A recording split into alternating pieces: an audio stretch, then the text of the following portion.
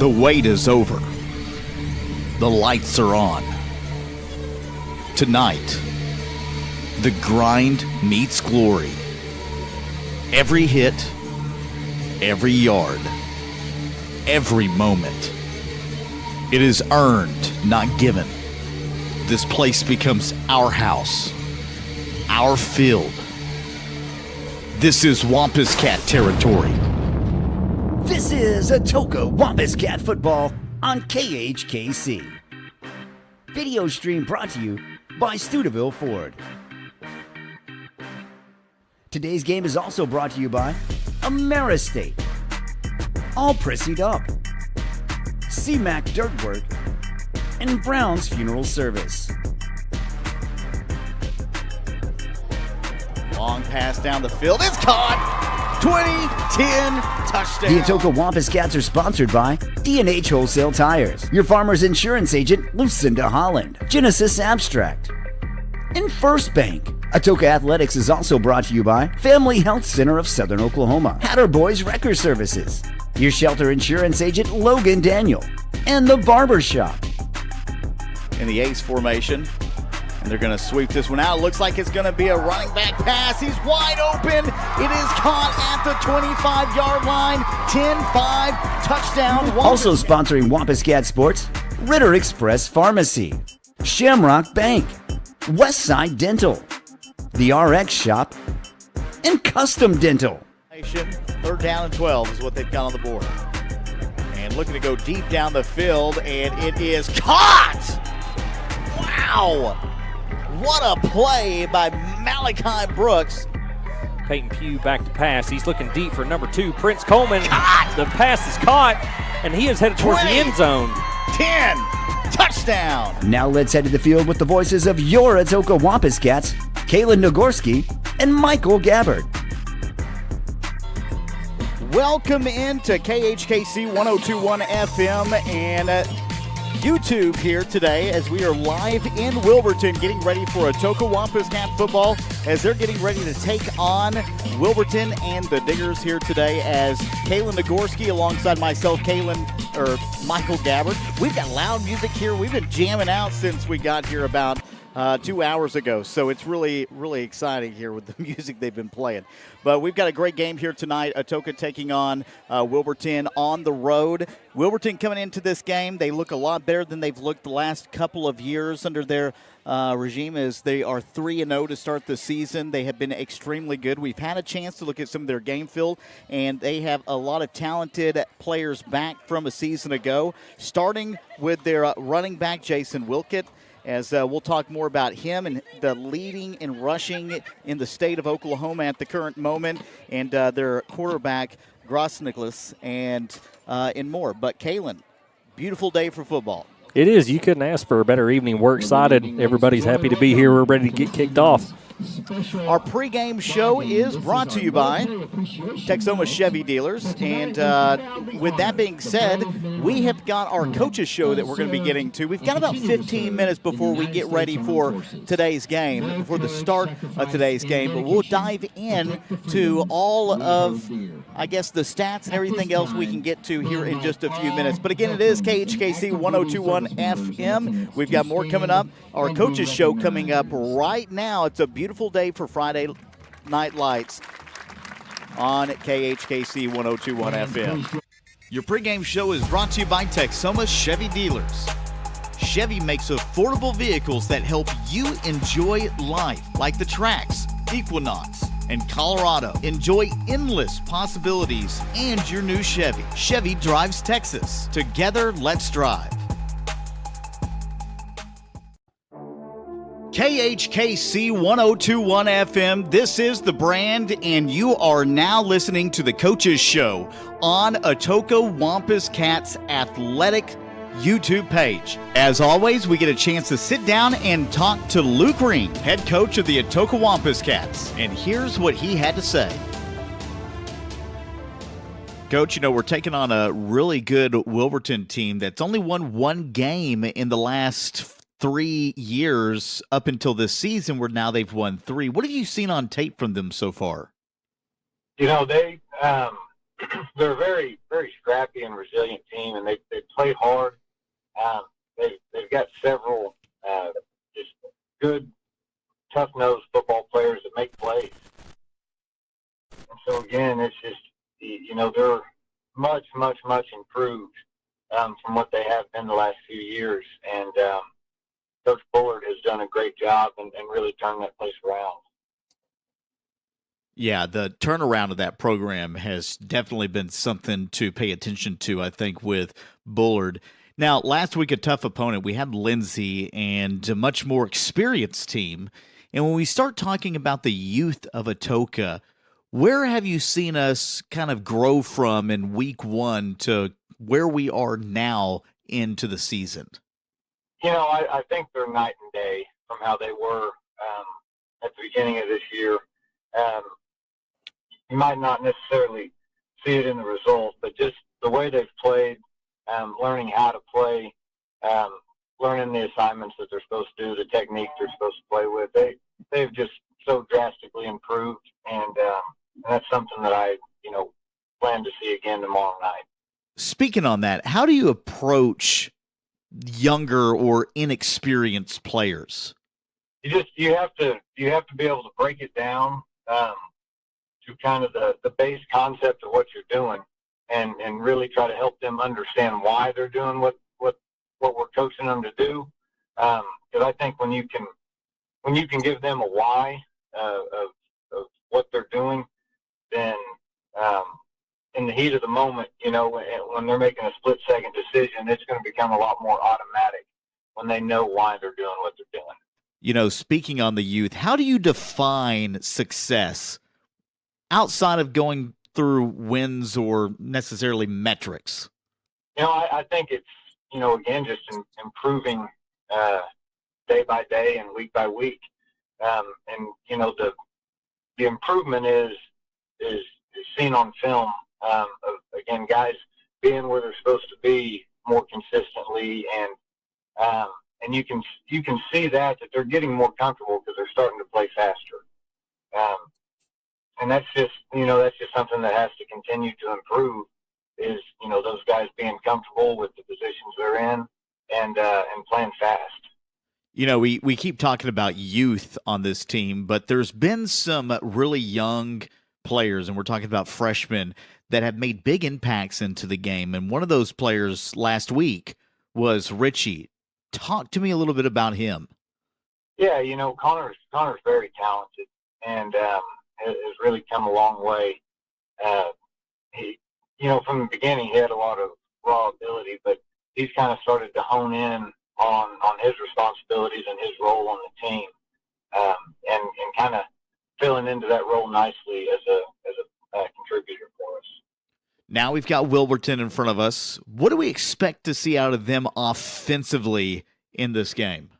They get in multiple sets, a lot of unbalanced kind of play with the tight end almost all the time, and they like to run downhill, and they do a good job of it. They have a really good running back. He's big, strong, fast, and hard to bring down. It makes a lot of plays. And their quarterbacks and receivers are all playmakers as well. I had a chance to sit down and talk to their head coach this week about the experience that they have coming back and the success that they've had this year. Obviously, they're 3-0. Did you see any game film on them last year and see where their improvements were this year? Yeah, I mean, I watched a little bit of their film from last year, and you can see that it's a lot of the same guys starting this year. And kind of like, how we're progressing now, you can just see that those guys are a lot more comfortable in their positions and very sure of themselves and what they're supposed to do, and they play really hard. And when you combine knowing what to do with relentless effort, then you're always going to be a tough team to beat. And now that we're 4 games into the season, how does that playbook offensively change a little bit from, let's say, week 1 of the season? You always kind of build on, your foundation. So at the beginning, it was, just kind of the base offensive scheme, and then everything from there just kind of branches out from that base scheme. So we've added wrinkles here and there, but I mean, at the end of the day, we still do what we do, and now it might be out of several different formations and looks and different things, but again, nothing really changes. Now, Wilburton on the defensive side, without giving up too much in detail on what your game plan is, where do you feel you're going to have the most success offensively against their defense? Well, I think it's going to start with establishing a run game, and I think our offensive line has just continually gotten better and better, and our backs are doing a great job of learning how to see the hole and how to read a blocking scheme. So, Wilburton's defensive front is going to, they're going to provide a lot of challenges for us. But I think as long as we're fundamentally sound and honed in on the scheme that we're trying to accomplish, then I think we can have some success doing that. Obviously, you've got Wilburton in front of you right now, but you got homecoming coming up next week. How do you keep everybody focused away from that this season or this week? It's one day at a time. The focus right now is solely on Wilburton tomorrow night, and whenever that ends, and we'll turn the page to the next day, and then the next time that we're together, which will be Sunday afternoon at film. So really, just taking a day-by-day approach, which is just no different than any other week. That was your pregame coaches show here on KHKC 1021 FM The Brand. We've got more action coming live here for Atoka Wampus Cat football. Stick around, game time coming up next. This is Eric Studeville, inviting you to buy the Studeville way. Whether you're looking for open roads or you like them built tough, there is only one way to buy your vehicle. And that's the Studeville way. Studeville Chevrolet, 851 Westside Drive in Durant, and StudevilleChevrolet.com. And Studeville Ford, 1601 South Mississippi in Atoka, and StudevilleFord.net. The Studeville family of dealerships, proudly serving you and your communities. In a world full of possibilities and firsts, you need neighbors in your corner, experts who have your back, and a cheering section to keep you going. That's why we're here. For 100 years and counting, we've been the first bank of dreaming big and the first bank of what's next. At First Bank, we believe that anything's possible, and we're here to help you believe it too. First Bank, here for possibilities. 45% of people put off buying life insurance according to industry research. Insuring yourself and your family can help you be more prepared in the event of an illness or a tragic accident. Call your local farmer's agent, Lucinda Holland, and discover coverage options you can tailor to your priorities and budget. To learn more about your coverage options, call Lucinda Holland at 580-889-3745. We are farmers. Bum, bum, bum, bum, bum, bum. Life insurance issued by Farmers New World Life Insurance Company, Bellevue, Washington. Industry research conducted by Lima, and Life Happens in 2021. Ritter Express Pharmacy in Atoka has been serving as your local hometown team. Since 1972, the Ritter family has been dedicated to your health and well-being. Now with the third generations in pharmacy school and medical school, they are continuing to strive to bring the latest in healthcare innovation to our community. They understand life is busy and have 2 convenient drive-through windows and are well known for their fast and friendly service. Ritter Express Pharmacy is very appreciative of the support of the community over the last 50 years and will continue to work hard and evolve to earn your business. If you need free delivery, a vaccination, a wheelchair, a brace, specialty compounding, a unique request, or just good medical advice you can trust from people that care and are invested in the community, then Ritter Express Pharmacy has you covered. Choose Ritter Express Pharmacy. Experience the personalized care you deserve. Ritter Express Pharmacy is your trusted partner in health. Welcome back into KHKC 1021 FM. This is Michael Gabbard. Kalen Nagorski with me today, and no Cody Newberry as he's off doing the Colgate games. You take a game off, and you are back. What is up, my man? Yeah, glad to be here. And the wife had shoulder surgery here a week ago or so we had to go get that repaired and get her back on the up and up.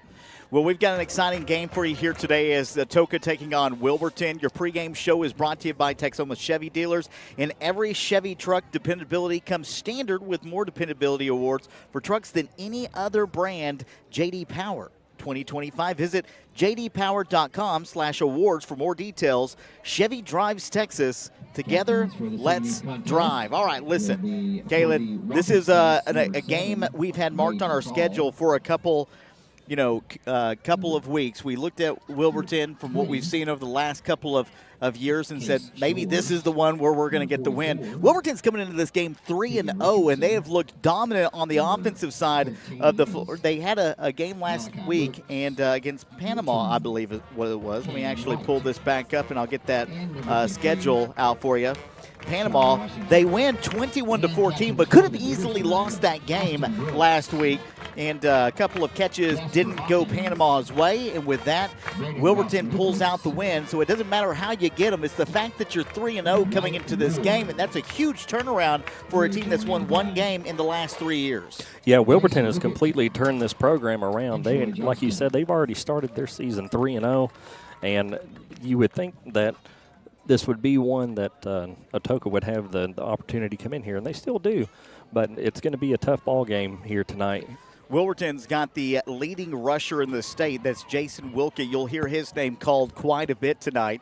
And he's actually 5th in tackles, so he's kind of an all-around player for the Diggers here today. And also, you'll see a lot of Dylan Clark today. Battle Brooks as well. Battle Brooks coming in as probably the number 2 running back for Wilburton. He's just a sophomore.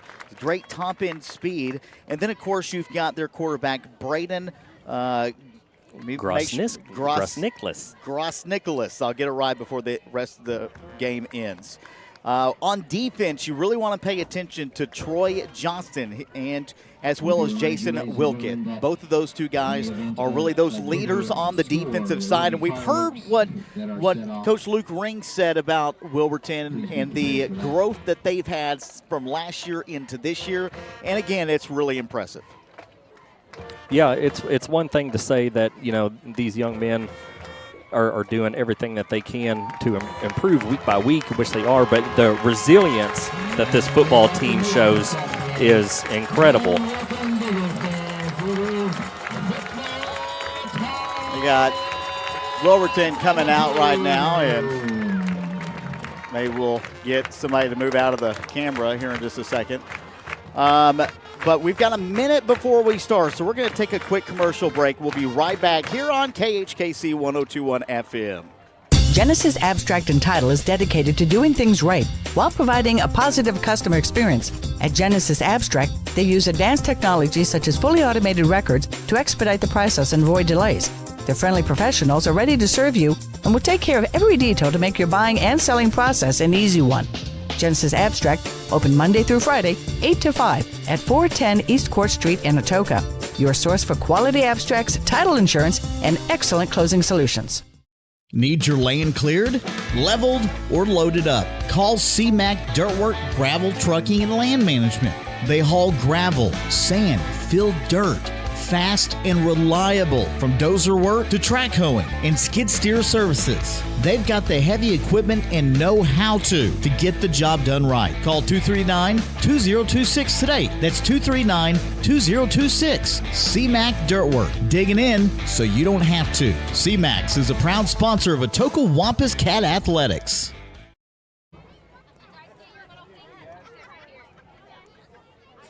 All right, welcome back in to KHKC 102.1 FM. This is The Brand. Michael Gabbard, Kalen Nagorski live in Wilburton for Game 4 of the season. It's district play. This is where it all matters right now, Kalen. And district play, this is one where you've got to get the win. Wilburton coming in 3-0 on the season. Atoka still looking for their first win. Between these two matchups, if you can believe it, Atoka's got 4 straight on them, but prior to that, Wilburton had 4 straight on the Wampus Cats. Atoka is 9-6 since 2006. So we'll see how that works out here tonight. And here is the kick. Wilburton will receive, and Troy Johnston will get out to about the 36, and that's where Wilburton will start on their first possession. Yeah, it appears that Atoka is going to opt to defer until the second half, which is a smart call being on the road. We got 12 minutes on the clock, and we'll see where the improvements are on the defensive side here. Again, your leading rusher in the state of Oklahoma right now is Jason Wilkett. 5th in tackles on the defensive side. He's a guy that you're going to be calling his name quite a bit today. And here's that offensive set, the handoff, and passes out, breaks one tackle, picks up 9 yards, and that's close to a first down. Yeah, that's number 2, Jason Wilkett, as you've already previously said, the senior here at Wilburton. The leading rusher, if I'm not mistaken. Yeah, McCall with the tackle here on the first play of the game, and I believe they're going to say that that's a 7-yard pickup, not a 9-yard pickup. And so it'll be second down and short here for Wilburton. Here's the shotgun, and the defense jumps off sides, but did somebody throw them off sides? That's the question. Boys, the way that whole defensive line came, you would have thought that they would have been drawn off sides. Yeah, you would have thought that, but it did go against the Wampus Cats, so that's an automatic first down, and Wilburton getting their first down of the game. You know, you were talking about district play, and, you know, even though Wilburton is starting their season out 3-0, Atoka really eager to get their first win, which would be big here tonight in districts. Yeah, it'd be a big, anytime you can get a win against the district opponent, it is obviously big. And Atoka's defense hitting that outside corner, and Wilburton able to pick up maybe 1 or 2 yards on the gain, and that'll bring up second down either way with the ball spotted. I want to say they've got that at the 49. That was number 53, Kay Glover, on the tackle for the Wampus Cats. Beautiful football weather today. Clear skies. It's 82 degrees. It was 82 degrees at kickoff itself. And it's supposed to cool down a little bit tonight. We got a sweep out to Wilkett, and he's going to break down to the 40, painted numbers of the 30-yard line, and then pushed out of bounds.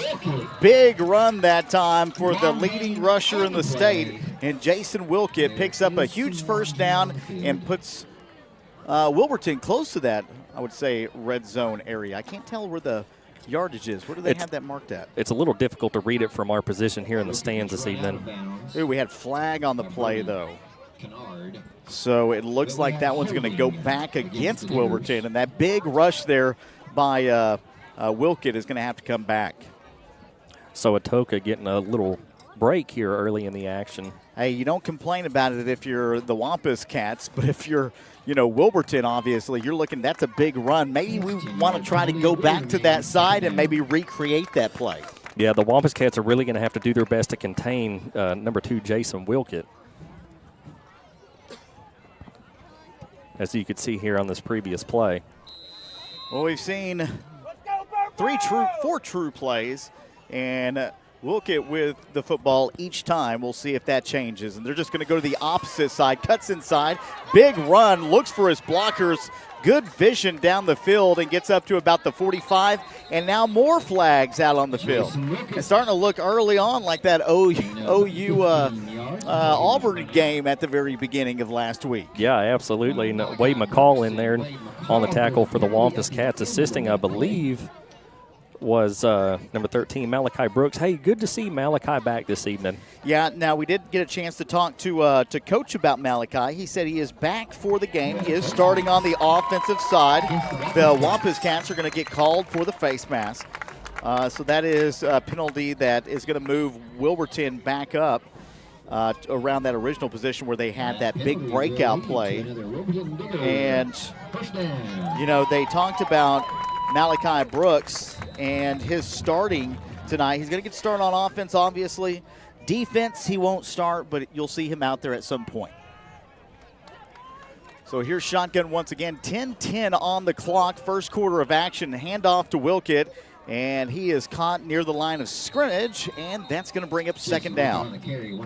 Great job by the Atoka Wampus Cat defense there. Number 2, Camden White, coming in on the tackle with a host of other teammates there to back him up.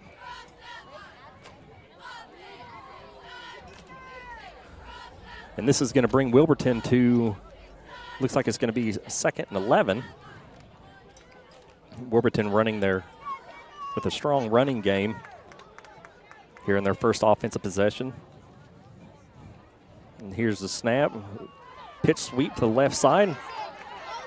And he's going to be tackled by number 44, Tegan Richardson. Around the left end, gain of 4 yards. Tegan Richardson, one of those players that very versatile, phenomenal football player, and an even better young man, doing a fantastic job on the defensive side of the ball. Yet to see him here on offense. And that's going to bring your Wilburton Diggers to a 3rd and 7. So 3rd down and 7. Roll out here. Ross Nicholas looking to throw down the field. Has a man open and in and out of the unintended receiver's hands. And it looked like Troy Johnston, the number 8, just couldn't hold on to it. That would have been a big play there for a 1st down. And unfortunately through the hands. And Wilburton is going to be looking at a 4th and 7. Yeah, solid play calling on the defensive side for the Wampus Cats there. That was number 20, Case Shores, with the pressure on Wilburton's quarterback. And you're in 4-down territory right now, especially when you have a lot of success running the football. I don't see a reason why Wilburton doesn't try to go for a 4th down conversion right here. We'll see. And it doesn't look like they are going to. Yes, they are. And they're going to hand it off once again. And good defensive stop there by the Wampus Cats. And that is where they'll take over, is near. About 2 yards. I believe that's the 20. Is that the 25? That will turn the ball over on down. I believe that is the 24. Correct. So a good defensive stop there. I mean, we knew Wilburton was probably going to go for it right there. They had a lot of success running the football. And it does not come away with points. So that's a big stand there for the Wampus Cat defense. 100%. Yeah, this is what you need right here on the road. Here in Wilburton, as the Atoka Wampus Cats take over on their first offensive possession. Really excited to see what they have mixed up. You know, we got to see a little bit of Connor Ritchie at quarterback last week. And, of course, you know, you can't take away what Ryan Barton's done, but they had Gage Crenshaw out there throwing a little bit there at that 3rd QB position.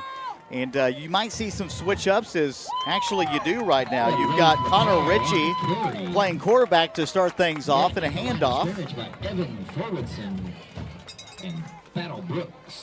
Battle Brooks was on the tackle. It's going to bring up 2nd down and 9, just a 1-yard pickup.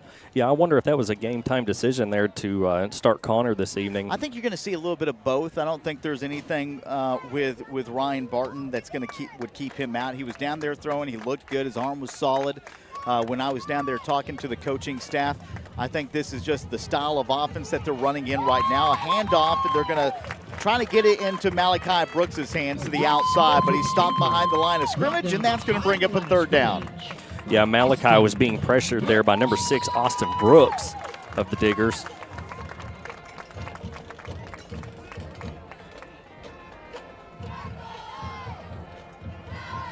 That brings up a 3rd down for the Digger defenders.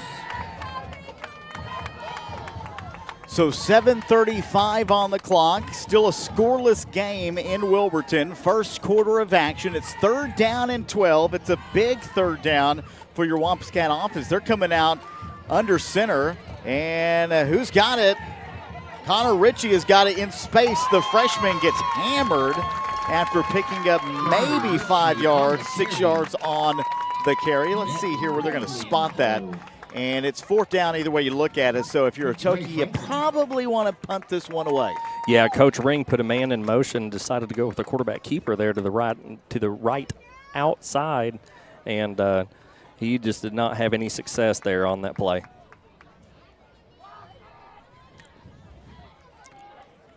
So we're going to see punt formation here. Wingo set back, and the kick is up. It is high. It is short, hits at the 50-yard line, takes an Atoka bounce, and rolls down to about the 34-yard line. But do we have flags? I heard early whistles. Yeah, it almost acted like as if the play was called short there. It seemed like all the boys slowed down. And I think they called it back. They're going to do a re-kick.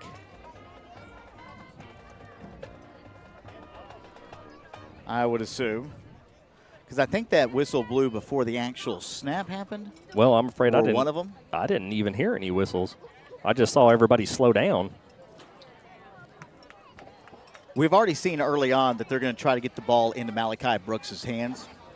As, you know, he's been dealing with that injury. We had a chance to talk to him last week, and he was hoping that he would be healthy and good to come back this week. He is, and I wonder how much they'll use him on the defensive side. But having that extra speed and that ability for those downfield throws will be very crucial come district play. As here's the snap, it's high. The defense coming in. It is blocked, and I believe Wilburton falls on it near the goal line at the 2-yard line. Wow. Not what you wanted if you're Atoka. Yeah, big-time momentum shift. Number 3, Battle Brooks with the Wilburton Diggers coming up with the big block. And big special teams play there for Wilburton. I think they're going to spot this at the 3. And it'll be first down and goal. And you could just see from that strong side, the defense swarming in, no one blocking. And I'll have a replay started up here in just a second.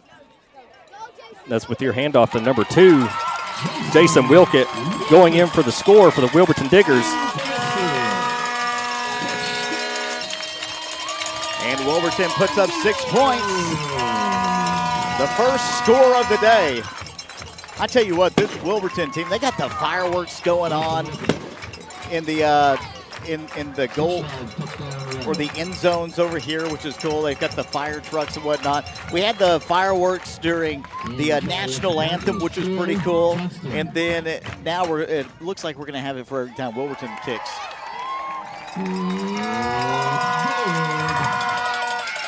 7-0 is our score. Wilburton starts off with the lead here on KHKC 102.1 FM. We'll be back live in Wilburton. This is Eric Studeville, inviting you to buy the Studeville way. Whether you're looking for open roads or you like them built tough, there is only one way to buy your vehicle. And that's the Studeville way. Studeville Chevrolet, 851 Westside Drive in Durant, and StudevilleChevrolet.com. And Studeville Ford, 1601 South Mississippi in Atoka, and StudevilleFord.net. The Studeville family of dealerships, proudly serving you and your communities. I can't believe how much business we're getting with the new sign we put up front.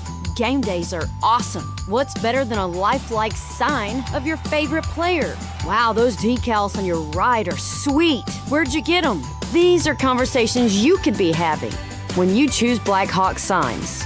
Signs, banner service, screen printing, embroidery, decals, all at a price you can't dismiss. Professional or just because. Black Hawk Signs, a proud supporter of Atoka Athletics. Welcome back. Wilburton leading 7-0, and a kick return here is the Wampus Cats will get great field position to start at about the 42-yard line. It is the first quarter of action. We still have 6:20 remaining on the clock here in the first. Michael Gabbard, Kalen Nagorski on tonight's call of Wampus Cat football, and Wilburton coming out looking strong there on that first drive. Couldn't create points.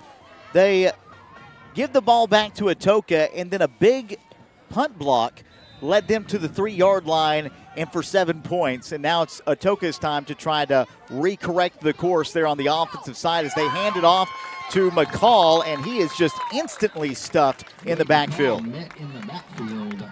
Yeah, McCall looked to be as if he was trying to hit that B gap.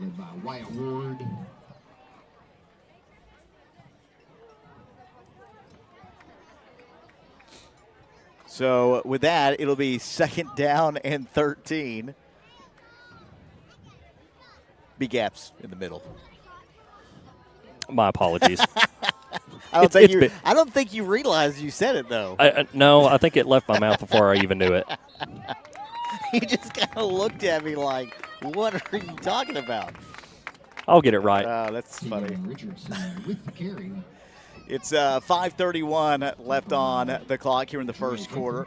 Kayla, I will say it does look like they're trying to go to the run early on. We haven't seen a lot of the shotgun that we saw at the beginning of the year through the last 3 games. And it looks like now they are coming out in that wishbone set. Rolling out, Ritchie throws this one short of the hands. And that was intended for Tegan Richardson. And that's going to bring up 4th down. Yeah, so the offensive play calling is a lot different than what we've seen here in the past 3 games so far this season from our Wampus Cats. And we haven't seen Ryan Barton. I went down to the field. I mean, he was out there throwing, so I wonder if they're just kind of switching things up, trying to give Wilburton a different look. Both are very capable of making big throws as they'll try to keep from having this one blocked. It is a low kick, but takes a Wampus Cat bounce down to about the 30-yard line and then goes out of bounds at around, I think they're going to say this one at the 31. And the Diggers will take over at the 31-yard line. This is a good punt. I believe that was, 35 yards? 40 yards? Did it on the opposite side of the field, and Wilburton now still with pretty good field position at the 31-yard line, but a little bit farther than they had to go on their last possession. Interesting. I'm interested to see if they open up their passing game at all. I really know that they're heavy on their run game. But with that last defensive stop that the Wampus Cats gave them, it may change their mind. District play here in Wilburton is the opening of district play this week as Wilburton comes out in a shotgun once again, handoff up the middle, good blocking, bounces off 2 tackles, picks up the 1st down, and a big run that time by number 10, Evan Thorwoodson. The junior for Wilburton picks up his 1st carry. Yeah, picked up a solid 10 yards on that, moving the chains for the Wilburton Diggers. You know, we talk about this district quite a bit with the addition to Wilburton looking very good right now, especially offensively. Valiant, one of those teams. Wilburton, you'll look at now. Vian, obviously, has been one of the top in the district. Antlers is looking pretty decent right now as well in our district. This is a tough one. Vian looks to set to run the table, though. And now kick out to the outside, and a face mask will definitely be thrown, and flags all over the place. And unfortunately, that one's going to go against the Wampus Cats, and I think that was a good call. I think everybody saw that one. Yeah, and it looked like a pretty decent horse collar from up here. Flag at the end of the play. Like it's a face mask. Yeah, they're going to call it a face mask. Against the Wampus Cats. So Wilburton going to pick up some yards on the penalty. Yeah, I don't see how you could have not called that. The table, though. And now kick out to the outside, and a face mask will definitely be thrown. Well, when you've got a running back that you know that has speed and that he's hitting the outside corner, you know, those penalties are going to stick out like a sore thumb there in the wide open. Yep. And I turned off the audio on that. Shotgun once again, handoff, and tripping up at the line of scrimmage. Troy Johnston on the Troy carry. Johnston will get the carry on that one, the senior. He's the guy we talked about in the pregame that kind of does it all. He's their kicker. He plays defensive back, plays a little bit of running back. So they can even spread him out wide, too. Versatile ball player. 3:40 remaining on the clock here in the first quarter. Wilburton with a 7-0 lead. And the football. Shotgun. Ball at the 35, looking to go up the middle with Wilkett. Wilkett on the carry. Short gain on the play. And not a lot on the gain. Bring up 3rd down. Met hard by Wade McCall. Wade does a really good job playing that linebacker position. He steps up, fills the gap. They rave about Wade, you know, and his warrior ethics, just about everything that he does. And it's good to have a senior like that. We've seen a lot of the McCalls come in and take those leadership roles. Big run that time. Jason Wilkett. Wilkett with another carry, and they're just hammering the ball with Wilkett right now. And They've used a couple of other running backs, but not quite like they've had with Wilkett so far. No, Wilkett is a very versatile football player. First down. So that is a first down. Wilburton is in Atoka territory. 2:32 remaining on the clock. Here's the shotgun. Big bunch set. And the ball is loose. Back into the hands of Nicholas. We're going to get it. Gross Nicholas.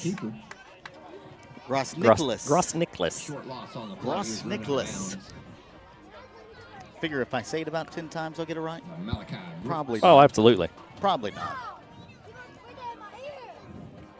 Second down and 15. Wilburton really sticking to their running game here. Something that they're very used to doing.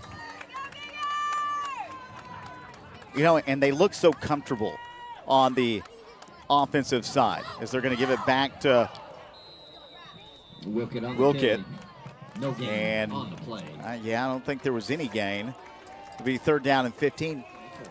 The fact that you can see how comfortable they are on the offensive side of the ball is something we haven't seen from Wilburton in the last couple of years. Yeah, it really looks like they can kind of flip the script up here in Wilburton, and they've got things going their way. But you know what's interesting about that is when Atoka played Wilburton last year, obviously Atoka dominated in that game, but if you watch those games after that, you could tell the difference in Wilburton, in how much they grew over the course of the year. Big throw down the field, wide open, and over the extended arms of the wide receiver, Austin Brooks. That is incomplete. It'll bring up fourth down and 14. Yeah, Austin looked like he was outrunning Malachi there to the end zone, but the pass was just overthrown. So it'll be fourth down and 14 with 1:29 still to go in the first.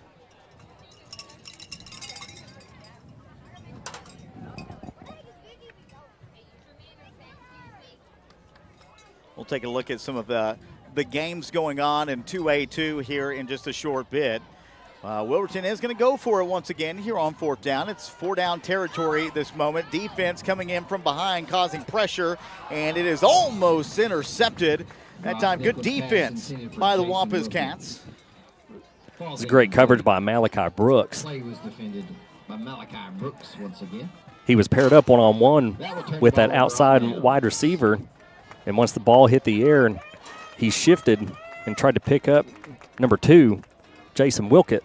It's so good to have him back in the defensive backfield. The speed that he gives you, you already know he can catch the football. So having that extra thought is good to have there on the defensive side. Yeah, Malachi, he makes it exciting. He really does, because he can shift so fast. And so Atoka will get the football back with 1:23 here in the first quarter of action. 7-0, Wilburton on top. And the ball placed at the 30-yard line. Shotgun formation here for the Wampus Cats. And it's going to be a quarterback keeper. And picks up nice yardage and brings up first down for Connor Ritchie. Man, great job. Close to the first down for Connor Ritchie. Great job running it. I believe that was number 59, Keaton Rector, that was out there being his lead blocker. This is a solid 8-yard pickup. Shotgun formation for Ritchie once again. They're going to hand off to McCall. Nowhere to go. The defense waiting for that one, and that's going to bring up third down. Yeah, that was one thing that was concerning to me going into this football game is Wilburton watched a lot of film, and they picked out Wade. Wade is one of our key players here on this football team, and it believes that they've got his number here early.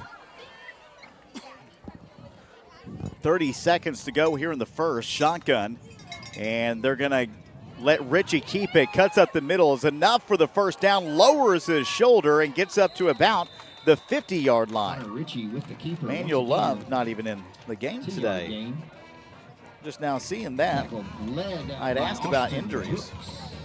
And Connor Ritchie with another big run, picking up a first down for the Wampus Cats.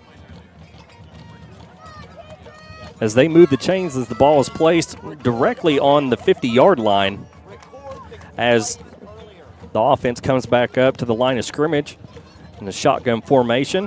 And it's going to be a handoff to number 19, Gage Crenshaw. Crenshaw going to be picking up a solid 4 or 5 yards.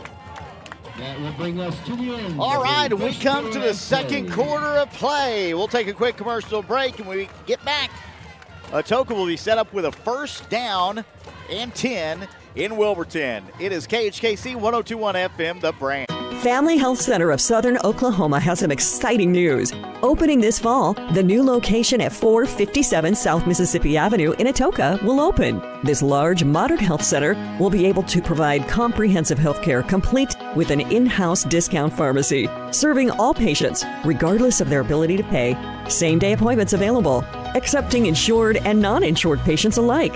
Open Monday through Thursday from 7:30 a.m. to 6 p.m. and Fridays 7:30 to 11:30 a.m. For more information, visit the current location at 1556 South Virginia Avenue. Family Health Center of Southern Oklahoma. The right team making a difference. Brown's Funeral Service in Atoka, Colgate, Durant, and Medill are proud to be a part of the communities they serve since 1994. All right, welcome back as Atoka will have the football here to start the second quarter of action. We've got flags on the field, and I'll switch that scoreboard in just a second. As we've got flags. On the carry. We've switched sides. There was a flag during that play. Well, you know, the style of play between Ryan and Connor, having two players being able to cover that quarterback spot, is an immense help for this offense. Well, the flags will go against the Wampus Cats. You got a holding. And so that will push them back. You had second down and 3, and now you've got second down and 13.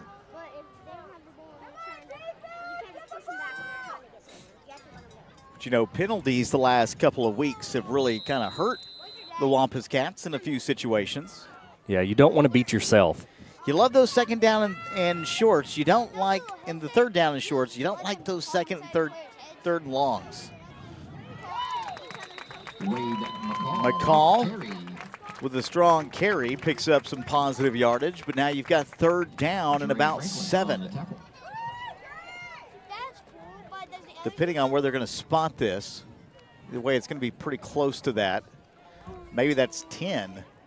It's hard to see from where we're at. We're actually in the stands right now, and we're at the very top of the stands, but kind of in front of a few people. So we got a man in motion. Oh, and that's going to be a false start on Atoka.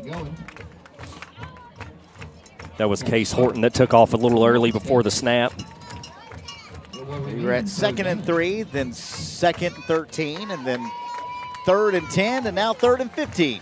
Yeah, just really got to be conscious of not trying to, you know, beat yourself.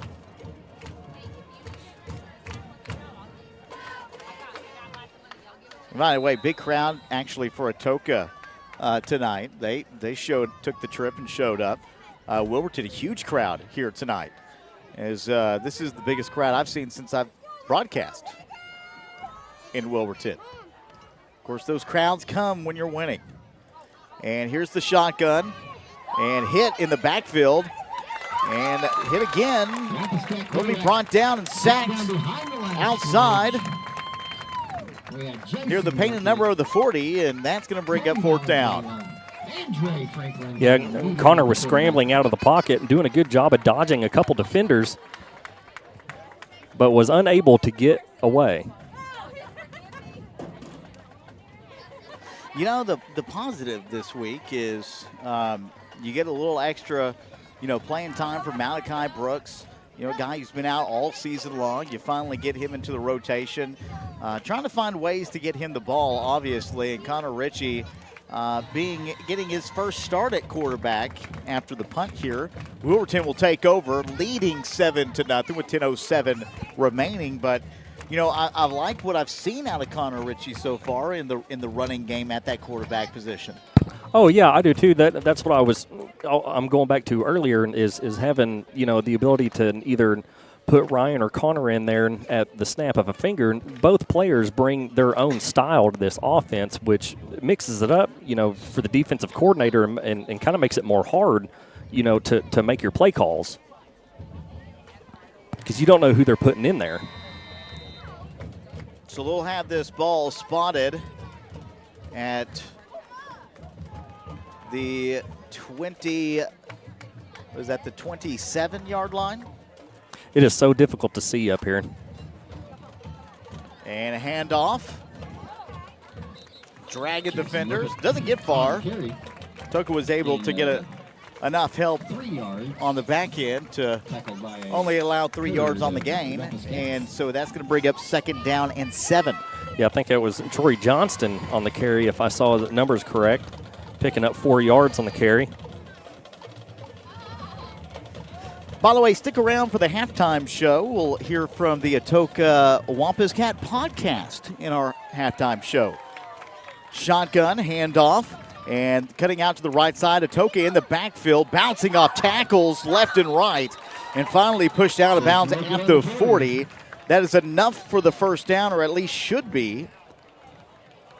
And another big run that time by Jason Wilkett. Man, the number of Wampus Cat hats we had on that offensive player as he made the edge was incredible. I think I counted at least 4 or 5 hats on an open field tackle. That is sound defense. Yes, it is. And Wilkett has looked the part here this evening as they'll come back out in the shotgun formation in a 1st and 10.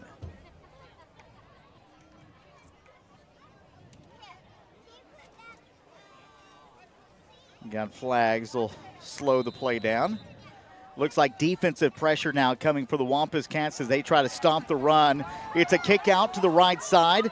Waits for the block. Cuts up and picks up positive yardage, and that's Troy Johnson once again. Once again, a number of Wampus Cat helmets there in the air on the tackle. You're not seeing just 1 or 2 guys. I mean, you're seeing the whole team picture show up. Has done a really good job blocking there with again, we talked about the youth there on the offensive line for Wilburton, and they have looked pretty darn good for a young team. Atoka doing a good job on defense this far here in the first half of this football game, as there's going to be flags on the play. It's going to be offsides on Atoka. So they are going to move the ball up 5 yards. So Atoka with another penalty. Offsides on the Wampus Cats. And with that penalty, the Wilburton Diggers are going to pick up a 1st down. Yep, get another 1st down with 8:35 remaining here in the first half. Leading 7-0. And I mean, the way that this game has gone right now, you got to be at least happy if you're, a Wampus Cat with just a 7-0 lead, as well as Wilburton has ran the football so far. The defenses came in, made some big stops there. It's taken 4 down territory in some of those regards for the Wampus Cats to get the football back. Yeah, Atoka's defense looking very strong thus far. You're waiting for some substitutions. That way, your halftime show brought to you by Lucinda Holland, Farmer's Agent. We'll talk about her. And again, we got that podcast. I'm excited to hear that. I am too. We're going to talk a little bit about homecoming next week. That's right, next week is homecoming. And they're going to pitch this one out to the outside. Bounces off one tackle, lowers the boom on another. And I'm just telling you, I am very impressed with Jason Wilkett. Great legs, great power. His ability to wait for the block and see the field, his vision has been tremendous. And I can see why he is leading the state in rushing this season. Yeah, Wilkett, very good football player for Wilburton. Plays that running back position very well. And I think we've got a timeout, so we'll take a timeout as well here on KHKC 102.1 FM and be back in just a minute for Wampus Cat football here on KHKC 102.1 FM, The Brand. The RX shop is now under new ownership. Jason and Sedana Lanig and their 2 daughters are longtime residents of Caney and are looking forward to continuing the same great service for you and your family. They're excited for this opportunity to serve our community and invite you to let them help you with your healthcare needs. Call 580-889-3331, 580-889-3331, or come by 872 West 13th Street in Atoka. RX Shop thanks you for shopping local. This is Eric Studeville, inviting you to buy the Studeville way. Whether you're looking for open roads or you like them built tough, there is only one way to buy your vehicle. And that's the Studeville way. Studeville Chevrolet, 851 Westside Drive in Durant, and StudevilleChevrolet.com. And Studeville Ford, 1601 South Mississippi in Atoka, and StudevilleFord.net. The Studeville family of dealerships, proudly serving you and your communities. Welcome back to Digger Stadium as we are live on location. Wampus Cat football taking on Wilburton. Wilburton with the football with 7:13 remaining and a 7-0 lead. They're going to hand off to the fullback up the middle, picks up positive yardage. And it seems, Caitlin, like every time Wilburton has the football and they go to that run, they continue to fall forward. Yeah, I mean, their running game is strong. This is what they focus on. This is what Wilburton does. They're going to run the football directly at you, and they are going to make you tackle them. Positive plays in the run game. You can't complain about it. And they'll come back out in their tight shotgun formation once again. Looks like Atoka is bringing the pressure, and they are bringing 8 players into the backfield, and Wilkett is just bouncing off tackles left and right. He is a shifty guy. Yeah, that was Keaton Rector in the backfield for the Wampus Cats, disrupting that last offensive play. 6:15 to go. Atoka's defense bringing the pressure on them as Wilburton is put into a 3rd and long situation. They may have to reach into their passing game here.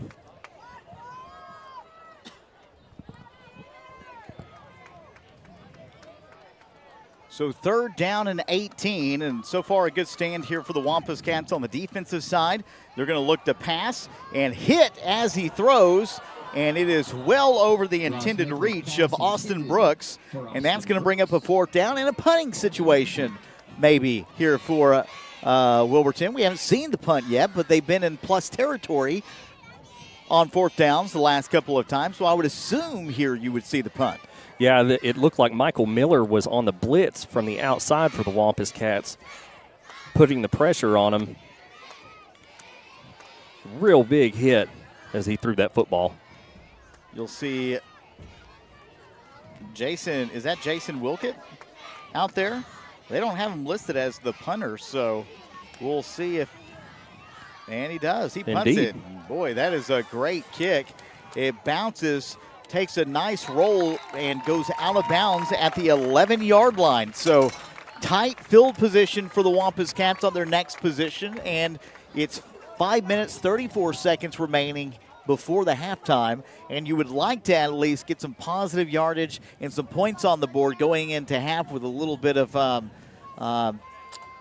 why am I struggling with that word now? Oh, my goodness. Momentum. Yeah, Atoka. Words are hard. Words are hard. No, Atoka really needs to put together a good, solid offensive drive here now, and they've got a lot of work to put in. They've got a solid 80 yards before they hit that end zone. Technically, it would be 89. And they're going to come out in shotgun. And again, we still see Richie out there with the football, leading the charge for the Wampus Cats. They're going to hand off. Pick up a couple of yards here on the run. You're not in a hurry right now. You got plenty of time on the clock. And I'm sure we'll see a couple of more runs before they start to look through the air. Yeah, no hurry at all. You've got plenty of time on the clock. You know, you got plenty of time on the play clock. Quarterback keeper with the option, and Looked like that was by design. You know, in a lot of those read option situations, and this is, again, freshman at quarterback, you'd like to see that quarterback hold that ball into the chest of your running back for a moment and try to draw that defense off a little bit and shift direction so you have a little bit more open field there on that right side for that quarterback run. Yeah, and I agree with you, and those things will come in time. And we'll have a quarterback keeper once again, and that's going to bring up 4th down. Interesting. You know, we haven't seen a lot of the bubble screens that we've seen. We talked about this on the car ride up here. You know, they like to hit those flats a little bit, and I don't know if it's because Richie, you know, has a little bit different style at quarterback. Maybe he's not as potent at those flat throws. He may not be, and forgive me, I didn't get a chance to see game film from last week, but I'm really liking what I'm seeing from Connor this evening. Yeah, absolutely. We got a punt situation, 4th down, and it is caught at the 35-yard line. Probably would have let that one roll. And now great field position for Wilburton once again with 3:46 remaining on the clock. In the second quarter, leading 7-0. Well, you know, if you're a Wampus Cat fan, the way that the defense has showed up this evening, you're really counting on them to continue to stay right there in front of Wilburton and not let them score any more points right here before the half.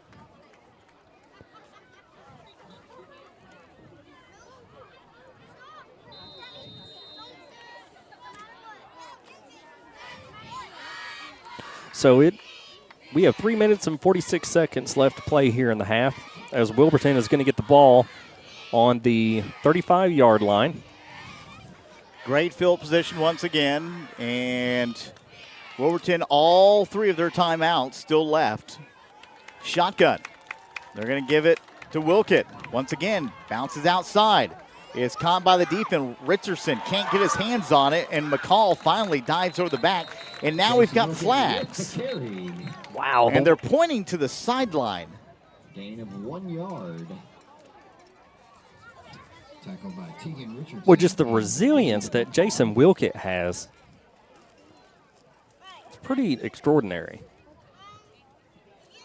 Very good. We're waiting for that as to call. I would say this was going against Wilburton. There was a penalty during that play. Well, they're on the very back half of that play, Mike. Here's Holding. the call.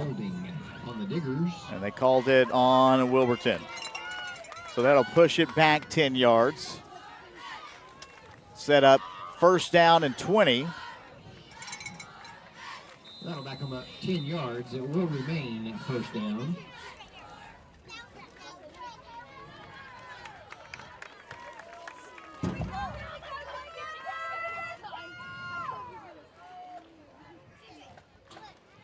And they're going to look to hand off. A little counter play and picks up maybe a yard on the play, and that'll bring up 2nd down. Number 2, Cannon White in the backfield for the tackle for the Wampus Cats. We do have a timeout on the field. And now we got a timeout. So we'll take one as well. Our score 7-0. And we'll be right back here on KHKC 102.1 FM, The Brand. AmeriState Bank has been serving southeastern Oklahoma and North Texas for over 100 years. All of our products and services are available both online and in person, serving you in a friendly and professional atmosphere. At AmeriState Bank, you're more than a customer. You're a neighbor and a friend. From checking accounts to real estate loans, we've got you covered. We have 5 locations to serve you in Atoka, Antlers, Hugo, Tishomingo, and Sherman, Texas. Call, come by, or visit our website today at AmeriStateBank.com. AmeriState Bank, member FDIC, and equal housing lender. I can't believe how much business we're getting with the new sign we put up front. Game days are awesome. What's better than a lifelike sign of your favorite player? Wow, those decals on your ride are sweet. Where'd you get them? These are conversations you could be having when you choose Black Hawk Signs. Signs, banner service, screen printing, embroidery, decals, all at a price you can't dismiss. professional, or just because. Blackhawk Signs, a proud supporter of Atoka Athletics. 2nd down and 20 for Wilburton in Atoka territory. Caught in the backfield, and Wampus Cats all over the place. And we've got flags on the field, and I think they're going to get Atoka for another face mask. Well, I didn't see it, Michael. However, I did see number 20, K Shores, rushing into the backfield. And the official is pointing to the face mask. It might even call a target. I don't know if he led with his head on that. We can probably go back and take a look at it. They did call a face mask. Yeah, can we pull that up on instant replay? We can, if we've got time. I'll keep an eye on that for viewers and listeners. There it is right there. Yeah, it was definitely a face mask. Okay. That penalty yardage, it will remain 2nd down. So 2nd down and 20.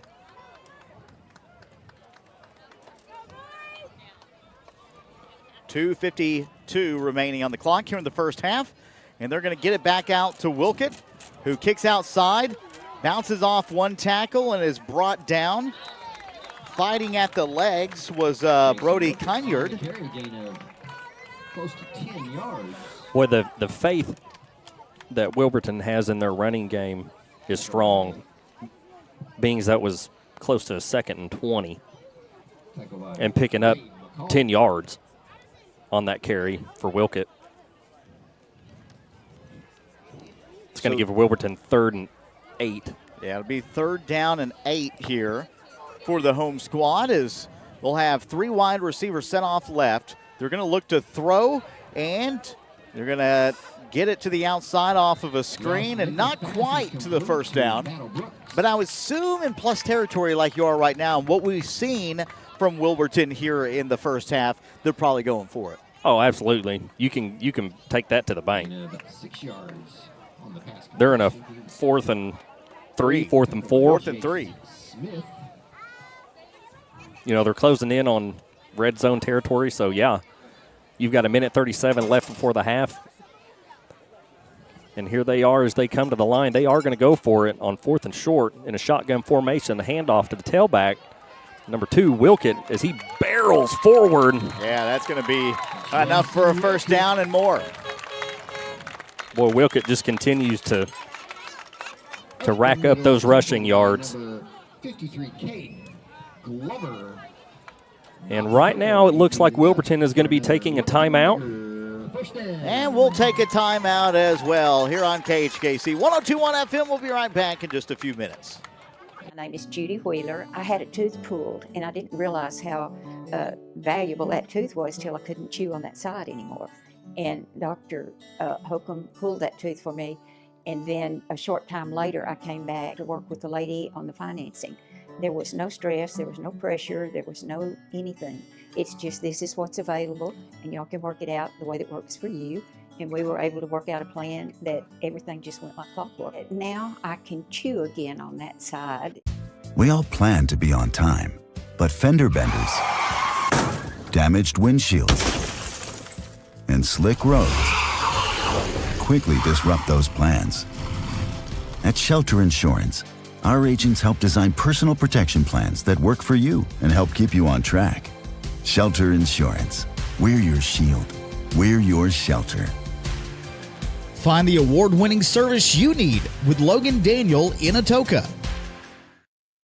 First down and 10 for Wilburton in Atoka territory as they went for 4 on 4th down and got it.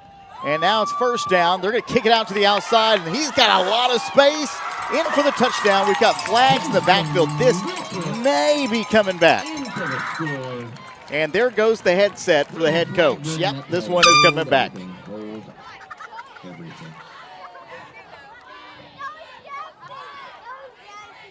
Minute 14 still on the clock. We'll probably add a couple of seconds to that. And the head coach's headset went flying about 50 feet into the air, and the touchdown is going to come backwards. Yeah, tough call. Very upset about that call. As would anyone be if you're putting 7 points on the board. He got to about, Wilkett got to about the 3-yard line, and from the corner of my eye, I saw that headset fly up near the top of the lights here at the stadium. I mean, it went, he's got to, I bet he played baseball a little bit, maybe. Well, he's still got a strong arm. First down and 10. 1:09 remaining in the first half. Touchdown called back, and Wilburton's going to try to do it again. They look right side, defense coming in the back, and it's caught. The defense, Javen Keaton was there, but I guess he didn't read the wide receiver's eyes, got lost, and they were able to pick up a first down. Yeah, Javen, he had his head turned around. He didn't have his head turned in the correct position, so he didn't even see the football coming. So first down and goal here for Wilburton. Tight formation once again. It's probably going to be a running play to Wilkett, and it is, and it's in for the touchdown.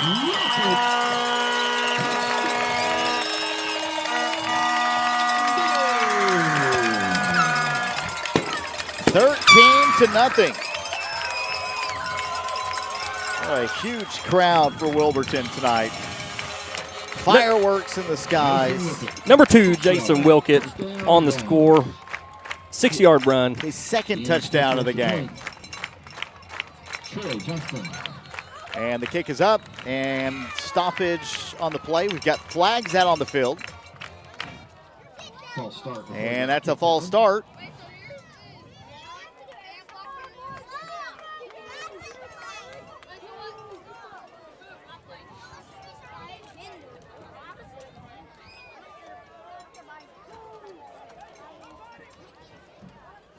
So they will reset. And here is the lineup for the extra point. The kick is up. And the kick is no good. 13-0 is the score with 35 seconds remaining in the first half. We'll keep it here instead of going to the break before halftime. And Kalen. Yes, sir. Wilburton looks really good. I mean, this is complete. We saw Wilburton last year, obviously. That was what you would consider a great game for Atoka last season and one of their few wins that they had on the year. You know, you look at this team, they're 3-0 right now. They look really good.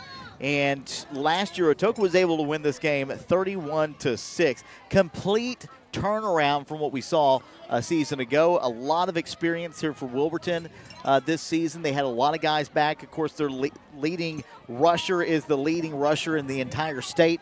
And we see here tonight why. Well, yeah, and then tonight he's proven it. He's a big kid to play that running back spot, and he plays it very, very well.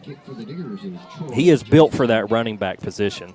The running game has not been there tremendously for the Wampus Cats tonight, and a lot of that is Wilburton is winning that battle up front, and I'm sure Luke Ring and the coaching crew will have something to talk about there at halftime to try to get that fixed, as this is going to be a short kick, and it touches the Wampus Cat. It goes 10 yards, and I'm not sure who fell on it, but I think Wilburton's got it.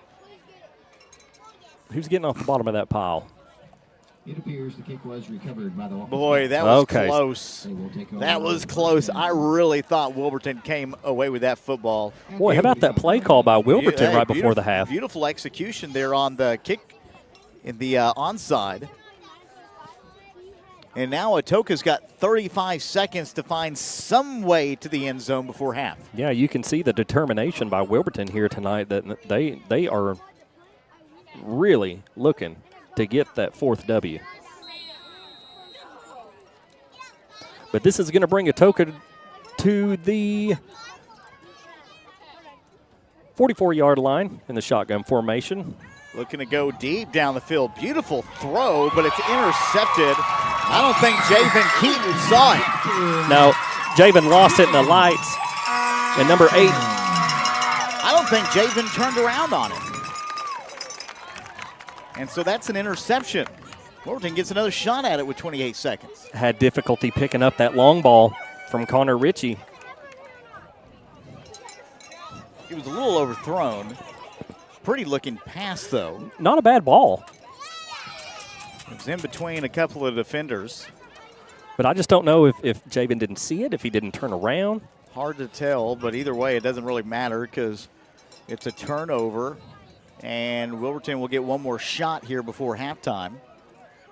But, I mean, the way you see this, how the game has gone so far, you're down 13-0. I mean, this is anyone's ball game with the way that Wilburton has played offensively. If you can get something going in the second half, you would have liked to go in with a little bit of momentum, but you get a good stop here if Wilburton tries to go deep. And they're going to run outside, and I'm sure that will run the play clock all the way down to 0 and take us into halftime. Yeah, I'm kind of waiting to see if Wilburton chooses to do that here. They're going to choose to take a timeout. And, yep, they're going to take the timeout. So we will go into halftime with our score. Let me make sure I've got this loaded up first. We'll go into halftime with our score 13-0. Well, hold on one second. Still have the clock is stopped at 20 seconds. Yeah, Wilburton has elected to take a timeout. I think they're going to try and get one more play off here before the half. Let the clock run out, but yeah, it looks like they're going to try to go for a score. So what's your first instinct, Michael, as they come off of a timeout with 13 or 20 seconds left on the clock here before half? What's your first instinct that they think you're going to come out and run right here? I mean, if I'm not really worried about what Wilburton's going to run right now. It's defensively, how are you going to cover deep? And I think you're bringing out some sort of quarter package, and sending everybody back. But it looks like everybody is pushed forward on the line to stop the run. I just don't understand why you run after a timeout. Okay, that's clearly not what I thought that they were going to do. I actually thought that they were going to throw the deep ball. Yeah, well, you would figure. And as you can see, I was incorrect. So I think they're just going to run the clock out now, you would assume. And, yes, that is what they're going to do, is run the clock. 3 seconds, 2-1. All right, we will go into halftime with our score 13-0. We'll be back here on the Ion Sports Network. Before we get to our commercial breaks and come back, we're going to hear from the Atoka Wampus Cat podcast about homecoming. KHKC 102.1 FM. We'll be right back.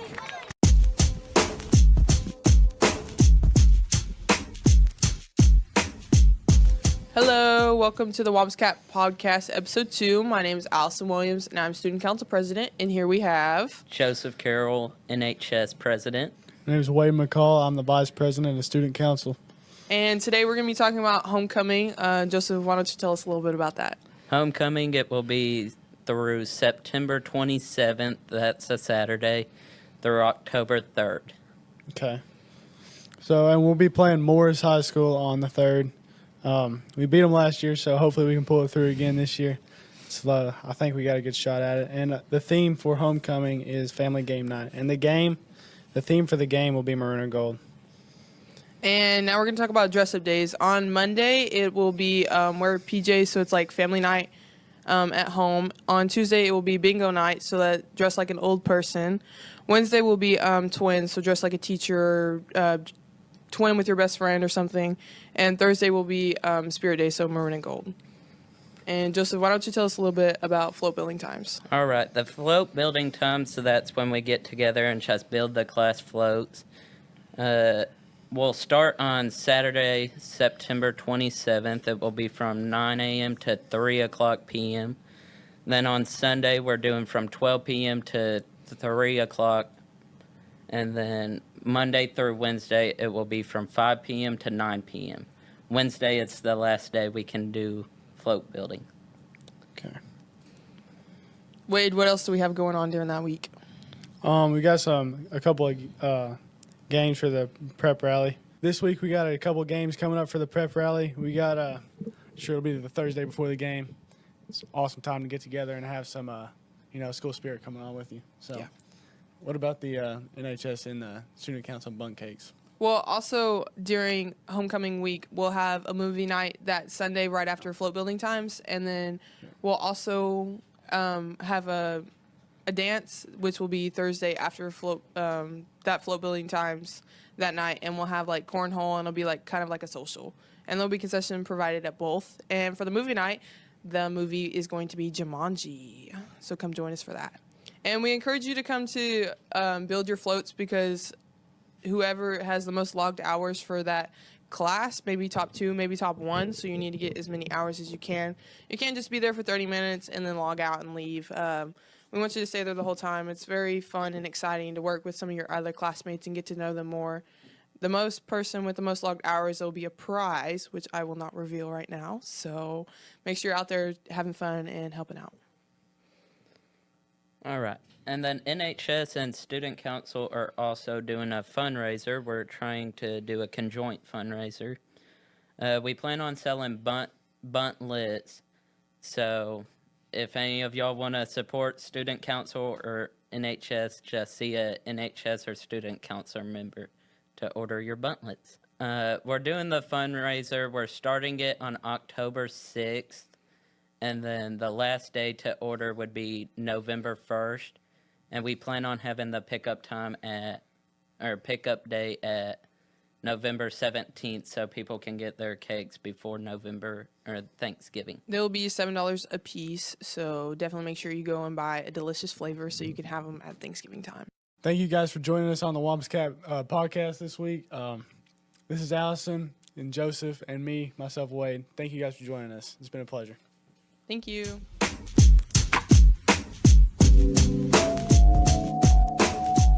Downtown Atoka just got a little bit cooler. Welcome to the barber shop. We're talking crisp fades, sharp cuts, and hot towel shaves that just hit different. Need a break? Grab a seat and enjoy a complimentary beverage while you relax. For men, for women, for anyone who wants to look fresh, this is your spot. The barber shop, downtown Atoka. Now that's cuts served neat. I can't believe how much business we're getting with the new sign we put up front. Game days are awesome. What's better than a lifelike sign of your favorite player? Wow, those decals on your ride are sweet. Where'd you get them? These are conversations you could be having when you choose Black Hawk Signs. Signs, banner service, screen printing, embroidery, decals, all at a price you can't dismiss. Professional or just because. Black Hawk Signs, a proud supporter of Atoka Athletics. In a world full of possibilities and firsts, you need neighbors in your corner, experts who have your back, and a cheering section to keep you going. That's why we're here.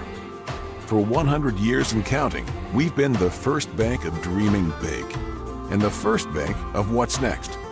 At First Bank, we believe that anything's possible, and we're here to help you believe it too. First Bank, here for possibilities.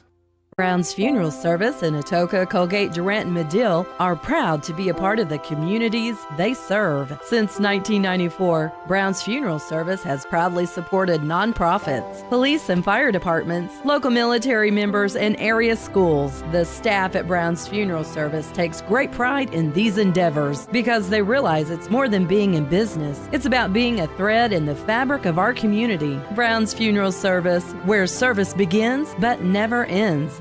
There is only one way to buy your vehicle. And that's the Steubenville way. Steubenville Chevrolet, 851 Westside Drive in Durant, and SteubenvilleChevrolet.com. And Steubenville Ford, 1601 South Mississippi in Atoka, and SteubenvilleFord.net. The Steubenville family of dealerships, proudly serving you and your communities.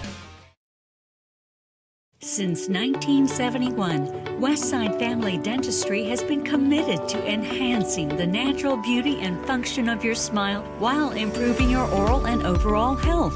Using state-of-the-art technology, our friendly staff will take care of all your needs, from routine care, crown and bridge, implants, and even orthodontics, including Invisalign.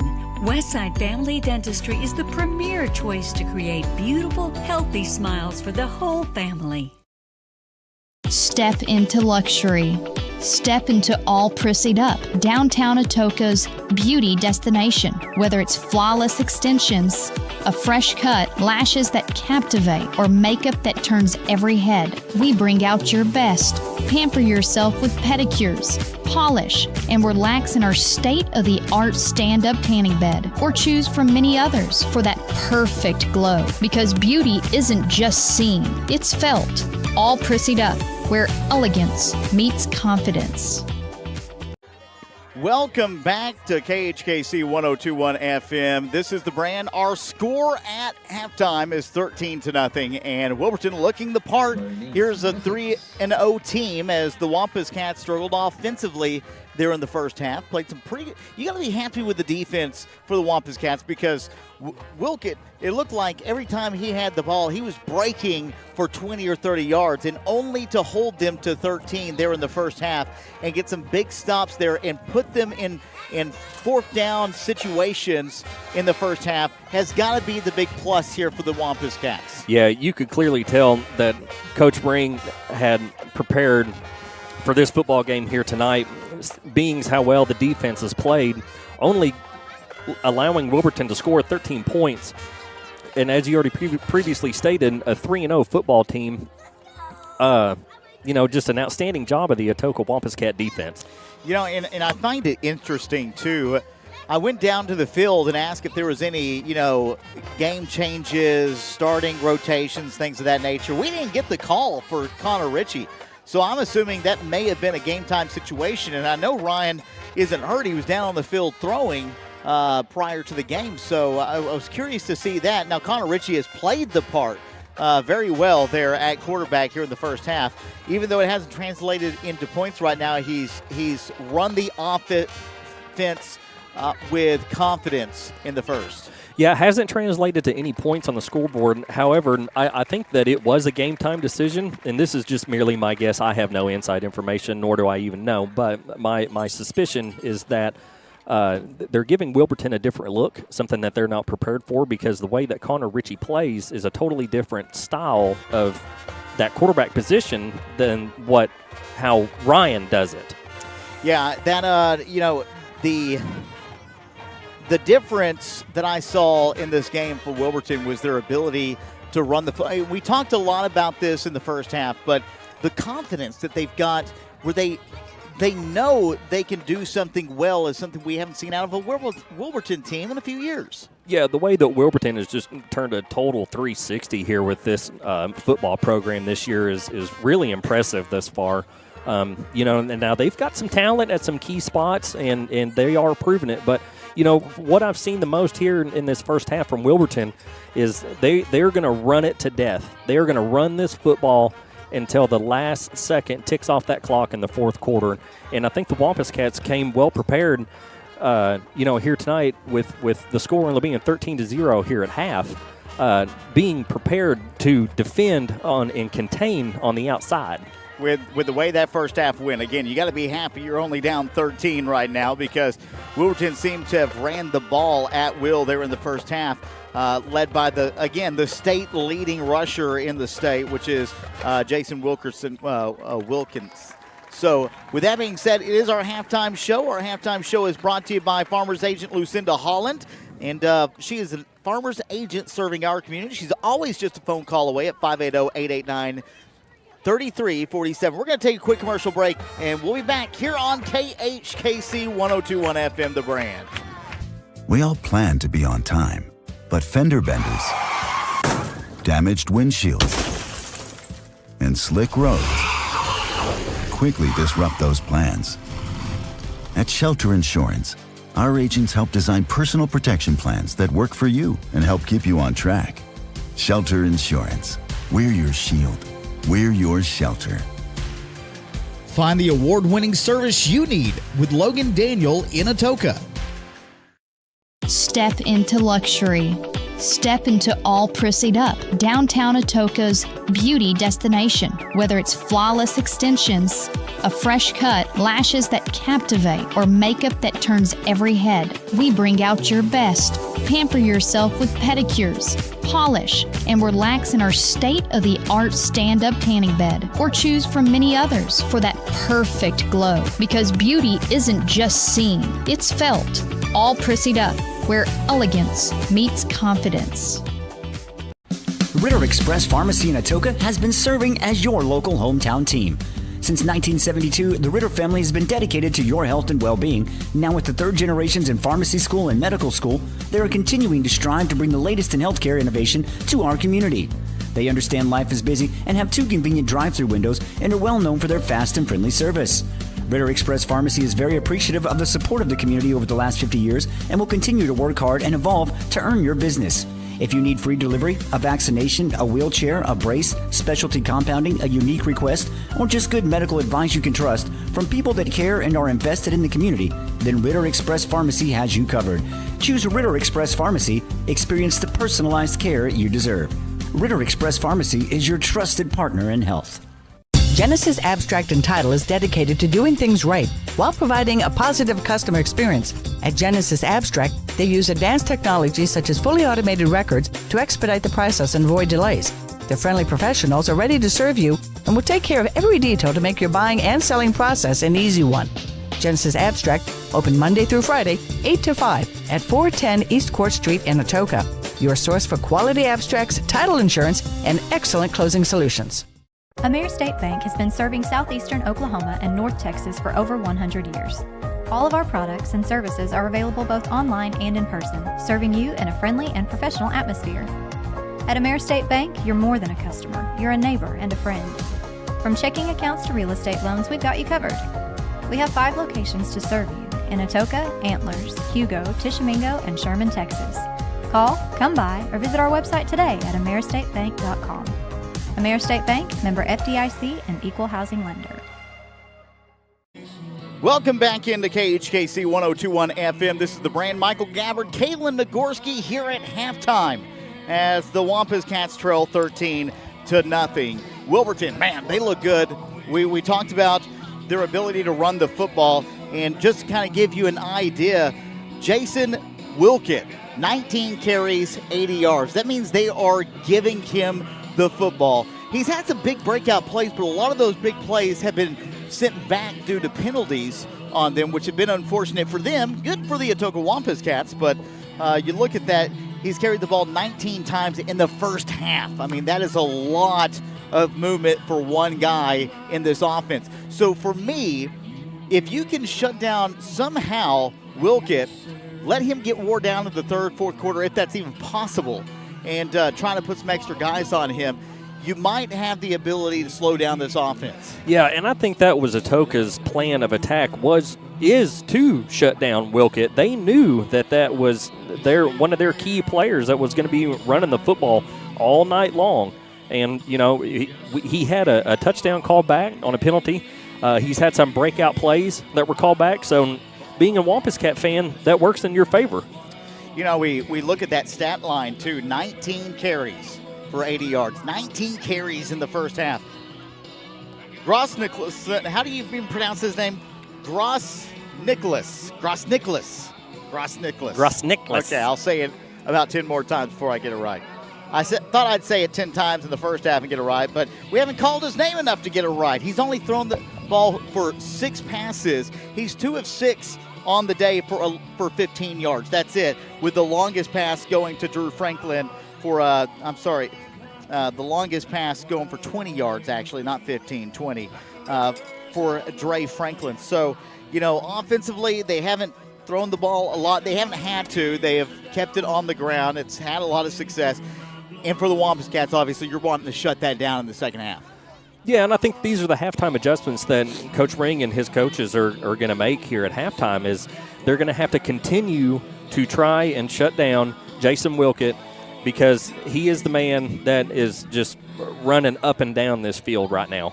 You know, it's interesting, too, on the offensive side for the Wampus Cats, outside of Richie running the quarterback spot here tonight, and is they haven't really, we talked about in the first half, they haven't really gone to those outside throws. They've stuck it to the ground. They've ran a lot of RPO style of plays, those read options with the quarterback, and we discussed, you know, maybe keeping it in, shifting those lines in another direction on that read option. I wonder if we'll continue to see that going into the second half, or if maybe they try to I don't know, bring Barton out in the second half, or maybe they go to the air a little bit with Richie, or maybe that's your starter now. Who knows? Either way, it'll be interesting to see what they plan on doing in the second half offensively. Well, and that's the key thing right there is that you and I don't know. I really think that there is a strategic plan of attack here tonight for the Atoka Wampus Cats to try and get this W against Wilburton. And, with Connor coming in at the quarterback spot and leaving Ryan available for the second half, nice and fresh with that fresh arm, you might see the passing game come alive here in the second half. I don't know. You know what I would like to see, and I'm not a coach. I'm not telling Ring what to do. I'm just saying if I was down there, what I would be trying to do in the second half is finding a way to get the ball into Malachi Brooks' hands and let him break something free. Find some space. If it has to open up with the bubble screens to the outside, give some confidence to your young quarterback. Maybe hit Malachi Brooks on a couple of slants in space and give him the ability to get some yak yardage or something. That would be tremendous in this off. Because, listen, the run game has not fared well for the Wampus Cats in the first half. And when that run game is not working, the best alternative to that is the slant game and the passing. Yeah, the run game has been a little bit slow so far here in this football game. And I'm really curious to see here in the second half is if they kind of change up that quarterback position, bring Ryan out, let him throw the ball a little bit, look downfield for his receivers, and like you said, get some of his really talented receivers into this football game and see if we can't pick up some yards and some points. Yeah, we've seen Atoka throw the football a few times, but it's been a lot of throws for 20, 25 yards. We saw one of those go for an interception. Let's shorten it up a little bit maybe on the offense. That's what I would like to see anyway, is shorten it up a little bit and maybe hit some of those slants. But I will say this, Wilburton's defense has been all over the place tonight, and they have caused havoc for this Wampus Cat offense. It has not been an easy task out there if you're on Atoka's side right now offensively. No, not at all. And just to kind of follow up on what you said as far as Wilburton's defense is considered, I think that their defense has been very spread out. They've done very well in their different coverages that they've called this evening. And I think if Atoka can just find a way to shut down their running back, Jason Wilkett, you're going to see a change pace here. Again, Wilburton undefeated on the year. They're 3-0. It's the first game of districts. 3-0 means nothing right now. Means nothing because you're worried about district play. That's all that matters. The season starts tonight, and the Atoka in the second half needs to do something to put some points on the board and get back into this ball game. You're down 13-0. If you're going into halftime right now, the only thing Luke Ring is telling his players, I would think, is stay the course. You're not trailing by as much as you think you are. You're not down as bad. You've played great defense in the first half. 7 points coming off of a blocked punt and only needed 3 yards to go. That's a pretty good defensive look right there for the Wampus Cats. Yes, and contain, and I'll say it one more time, contain the outside perimeter. We have to keep their running back in a position to where he isn't going to threaten the outside. We've got 12 minutes back on the clock as teams will start rolling in together.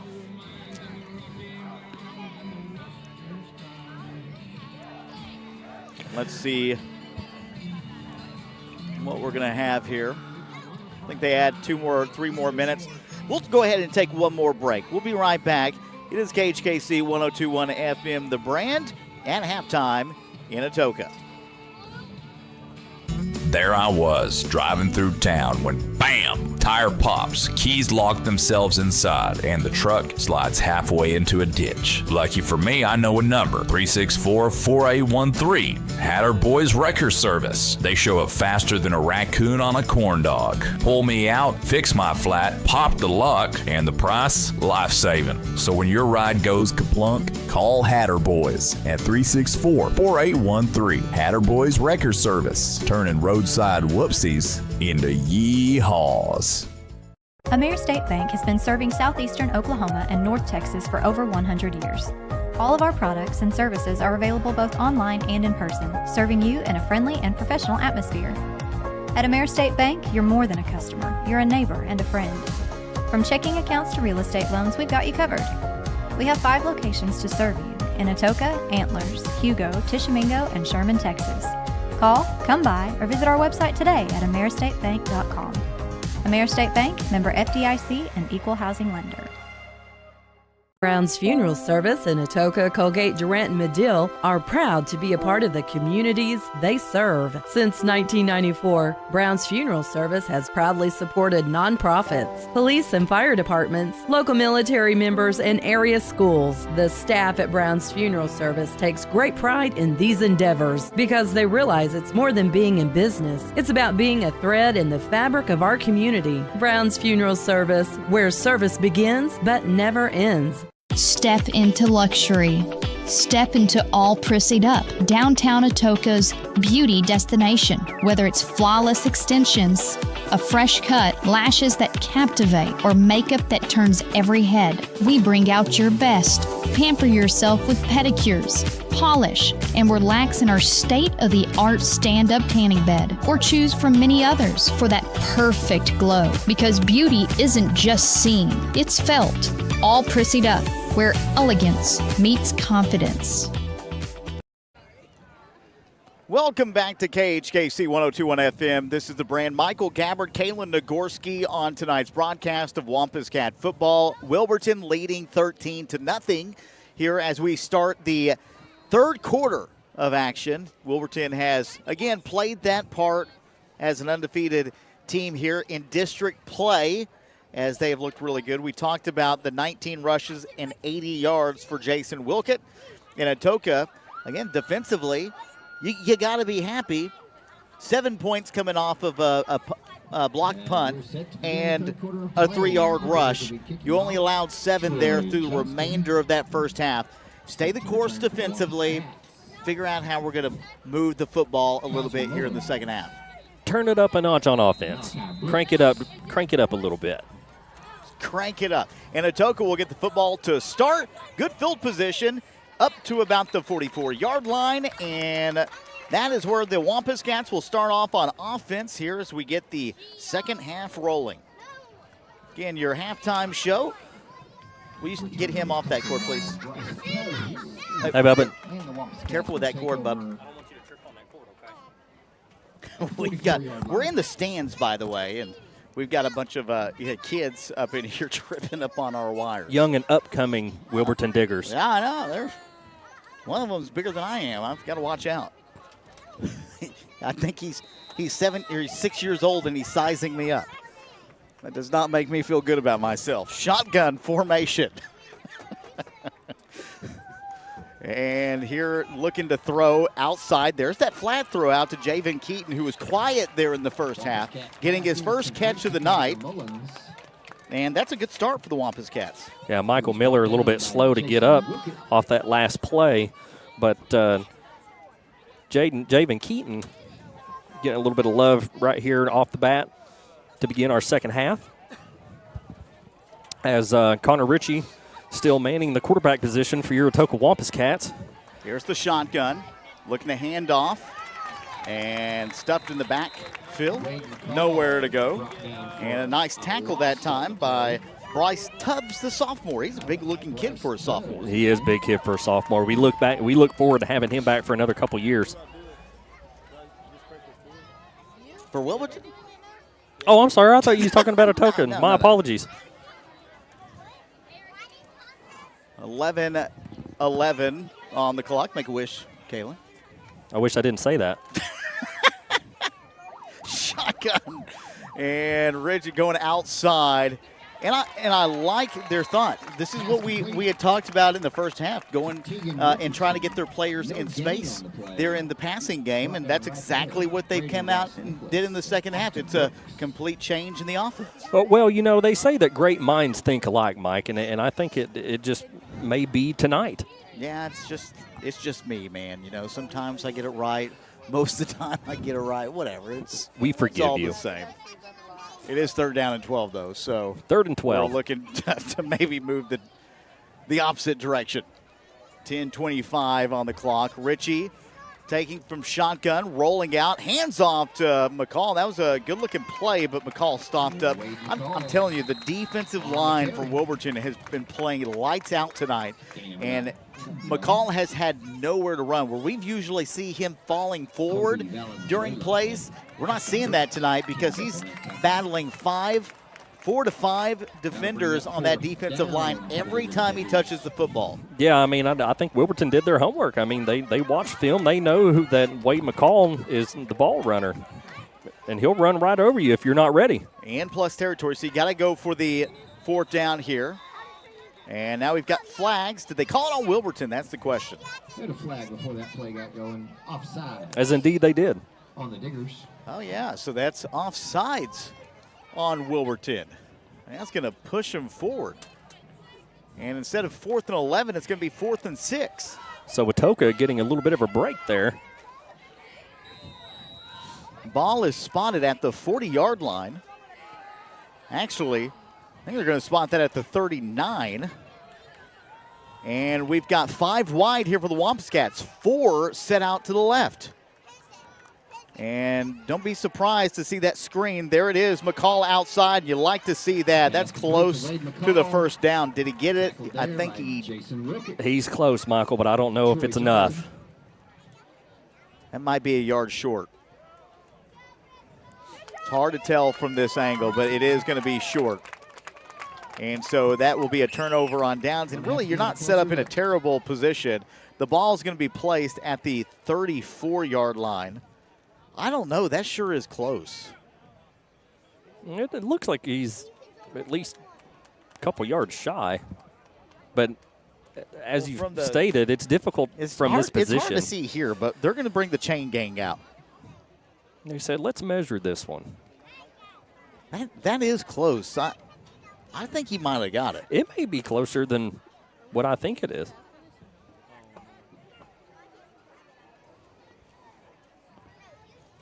We're going to see here. We're going to zoom in.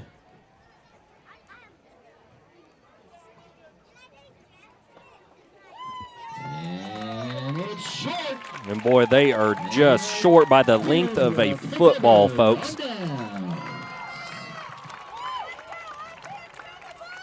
So Wade McCall. Boy, that was a good-looking play, though. So close to picking up that first down.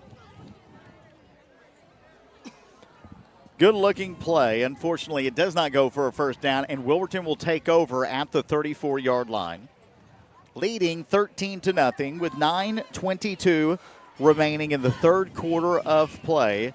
First game of districts tonight. Wilburton 3-0, Atoka 0-3.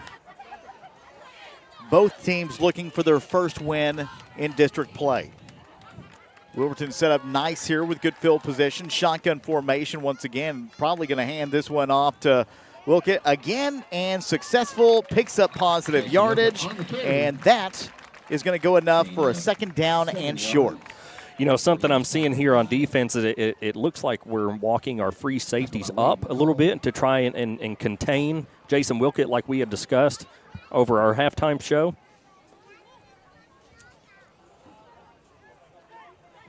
Be second down and 3. Let's go, Diggers! Homecoming next week, by the way. We're going to talk a little bit about that. Wilkett. Stuffed. Next week, homecoming. Always a fun and exciting time for homecoming. Yes, it is. We'll have a lot of old alum.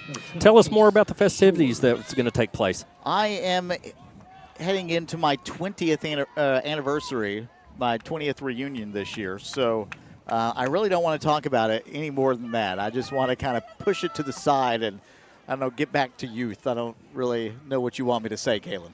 Well, I was looking forward, to the kids building their floats and, Yeah, 20 years is a long time. I don't want to talk about the floats right now, okay?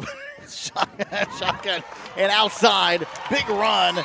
That's Ross Nicholas.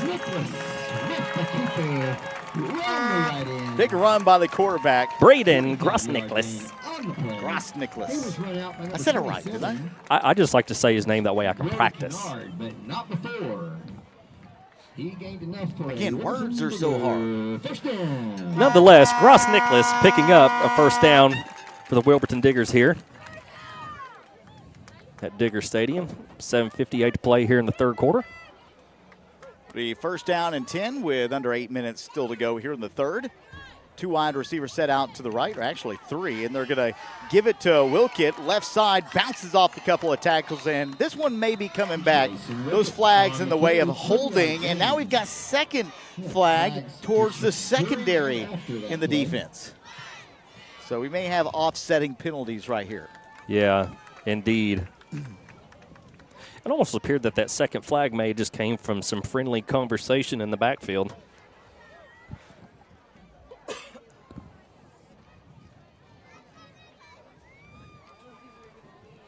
As we await for the official call.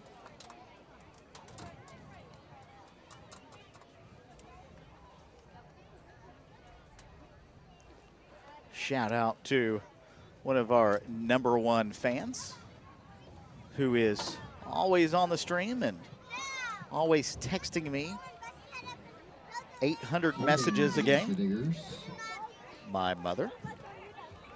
And also to some of our other big fans, Adam Russian is on the broadcast, Nicole Barton, as well Ralph Day on the broadcast, Christy Carpenter, we thank you. Underrated Jay,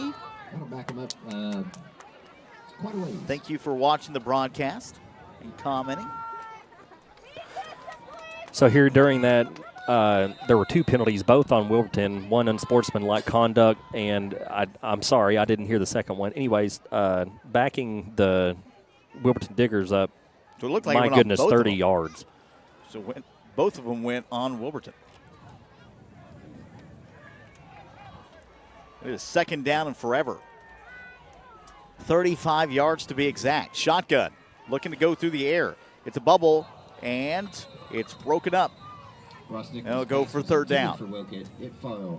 Tegan Richardson on the outside to cover for the Wampus Cats. You don't want to play too soft on a play like this, especially when you have a running back with the caliber of Jason Wilkett.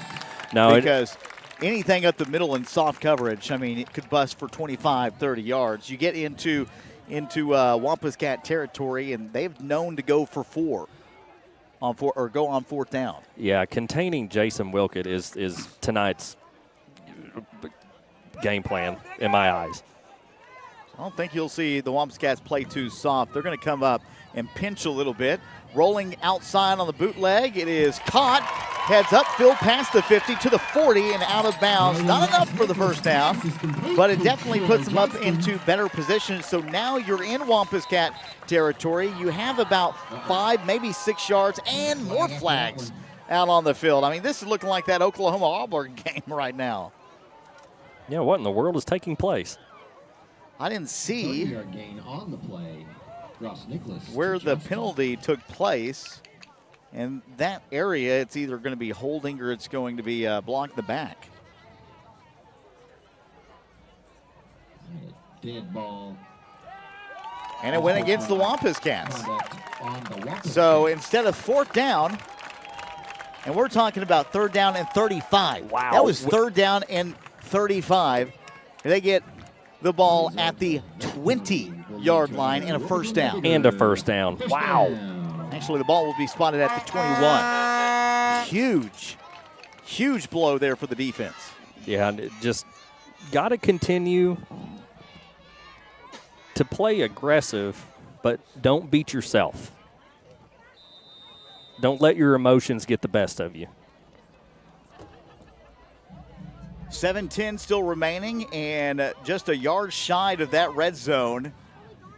Ross Nicholas looking to go deep, has a man open. Wilkett into the end zone for another Wilburton touchdown, and flags on the play. We're going to have another penalty against the Wampus Cats.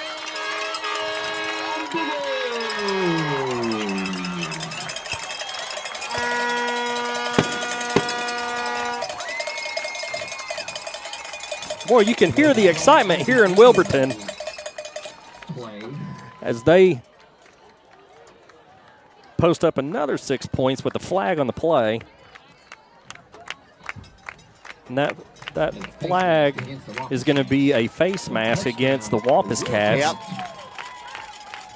As Wilburton lines up to attempt the extra point. And here's the extra point. 19-0. It is up. And it's good. 20-0 when we return here on KHKC 102.1 FM. Genesis Abstract and Title is dedicated to doing things right while providing a positive customer experience. At Genesis Abstract, they use advanced technology such as fully automated records to expedite the process and avoid delays. Their friendly professionals are ready to serve you and will take care of every detail to make your buying and selling process an easy one. Genesis Abstract, open Monday through Friday, 8 to 5 at 410 East Court Street in Atoka. Your source for quality abstracts, title insurance, and excellent closing solutions. Need your land cleared, leveled, or loaded up? Call CMAC Dirtwork Gravel Trucking and Land Management. They haul gravel, sand, filled dirt, fast and reliable, from dozer work to track hoeing and skid steer services. They've got the heavy equipment and know how to get the job done right. Call 239-2026 today. That's 239-2026. CMAC Dirtwork, digging in so you don't have to. CMAX is a proud sponsor of Atoka Wampus Cat Athletics.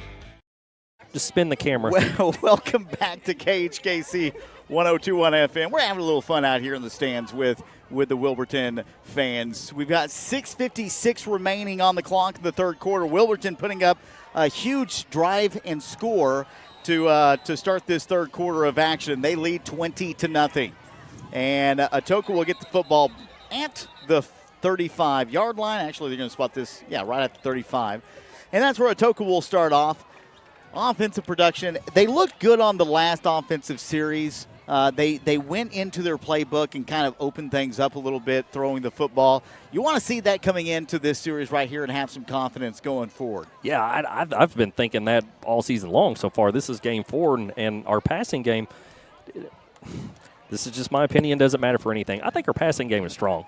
I really do. I think Connor and Ryan both do a phenomenal job at playing that quarterback position, and our wide receivers have hands. It's just interesting to see. We haven't seen Malachi Brooks out there, so we're wondering if maybe he's got some injury issues going on here in the second half. But here we go, shotgun.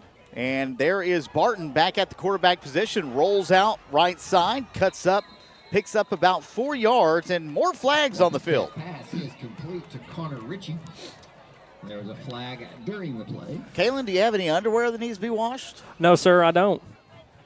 But there is plenty of dirty laundry down there on the field to pick up.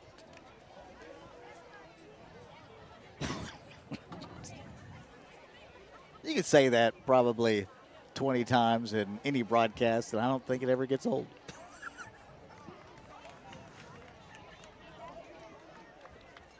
And this penalty appears it is going to be against your Wampus Cats as we await the call. Yeah, we have holding. We're going to have a holding call against Atoka, so that's going to back them up a little bit. 10 yards, so will remain first down. And that is going to be a first and long for Atoka. You know, penalties have really played a factor in key parts of drives tonight. You can handle a few penalties here and there, first down and 10, first down and 15 and what have you. But in these momentum-building possessions, the penalties have definitely come a little sooner rather than later. And Barton back in the shotgun once again. 5 wide. Looking to go down the middle of the field and almost intercepted. It goes through the hands of 2 Wilburton defenders, and that's going to bring up second down and 20. Yeah, Battle Brooks, he thought he was going to have an interception there momentarily. But as you can see, we're putting Ryan Bartlett back in the quarterback position. Barton, rather. You're off your game today. You took a week off. And now you're off your game. See what happens when you take weeks off. It only takes that much. I'll do better. Had to go take care of your wife or something. Well, sounds boring. She is my shining light. She's my cousin, by the way. Shotgun. And Barton hit in the backfield. Big play. Didn't know where to go with the football. And it is a big loss on the sack. The crowd here on their feet. And I think Wilburton came up with the football. Yeah, offense is trotting off. An interesting turn of events here. That fumble was recovered by Samuel. Unfortunate for that offense. Yeah, Ryan Barton was trying to drop back in the pocket and was rushed by number 53, Bryce Tubbs, the sophomore of the Wilburton Diggers, and ended up losing the football and turning it over. As Wilburton is going to take possession. Starting to get a lot cooler here in Wilburton tonight. Beautiful night. Shotgun, handoff. Positive yardage. Jason Wilkett on the carry. Gain of 3 yards. 20-0. And we've seen two different quarterbacks here tonight. Caden Richter getting up off the bottom of that pile for the Wampus A couple of Cats. turnovers, I think, have played a factor in this one. Defensively, you've given up 1 touchdown here in the first half. And right now, Wilburton in the red zone for the 3rd time tonight. Boy, how about that tackle? Number 4, Michael Miller, putting the stop on Braden Gross-Nicholas. You know, Michael Miller, we call his name in key portions of the defense. Every week it seems like. He always seems like he makes some sort of big play late in games. Yeah, he's a big-time playmaker on defense. He's a defensive-style player. Offense slow to come out as time ticking. Shotgun formation, 4:56 remaining on the clock. 3rd quarter, all alone, and drops the pass. Oh, man. That was a touchdown without question. And the pass falls incomplete. Yeah, a broken defensive coverage there between Wade McCall. And Wade was having a talk with some of his teammates out there trying to discuss some of that. That was Dre Franklin. They ran that exact same play in the first half. He gained 20 yards on the last play that they called his name to. And unfortunately on that one, dropped it. That would have gone for Pater. Well, they sure didn't forget it. So again, we've got shotgun here for the offense. Atoka on defense. Looking to go deep towards the sidelines, all alone, and caught for a touchdown. That was over the extended arms of Malachi Brooks defensively. And Wilburton goes up another 6.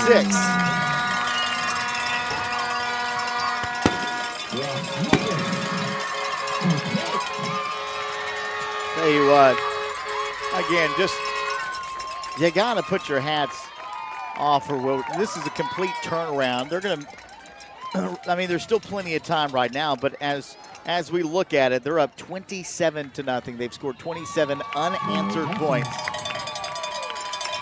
They've got a huge lead against the Wampus Cats in a quarter of the 3rd remaining here in Wilburton. We'll be right back. It is KHKC 1021 FM, The Brand.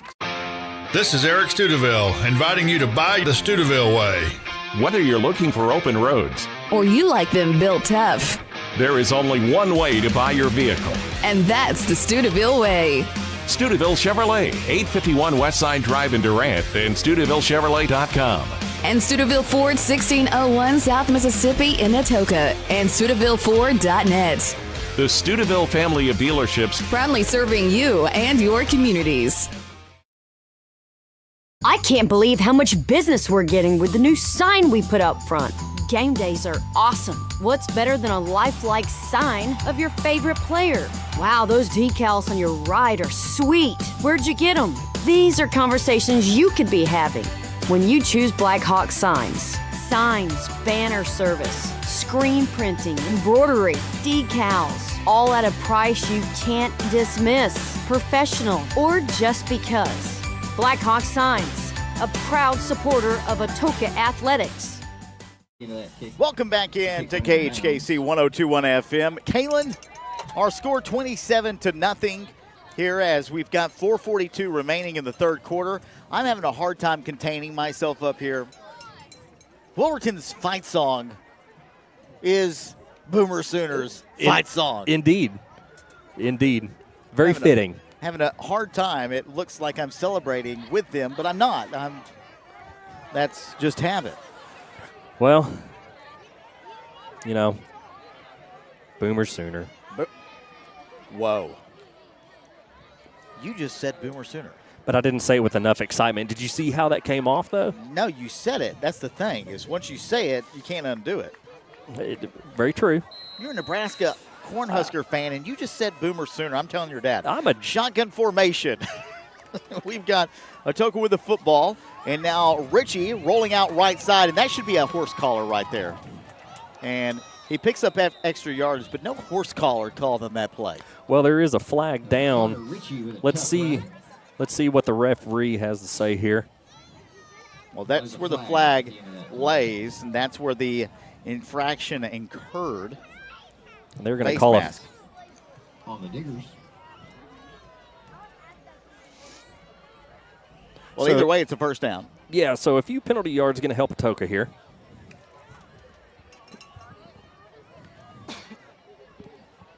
By the way, you heard from Allison Williams in the halftime show for the Wampus Cat podcast talking about halftime. She's our camera lady, too. She was on our broadcast. She actually didn't even know. She's just finding out for the first time right now. Congratulations, by the way.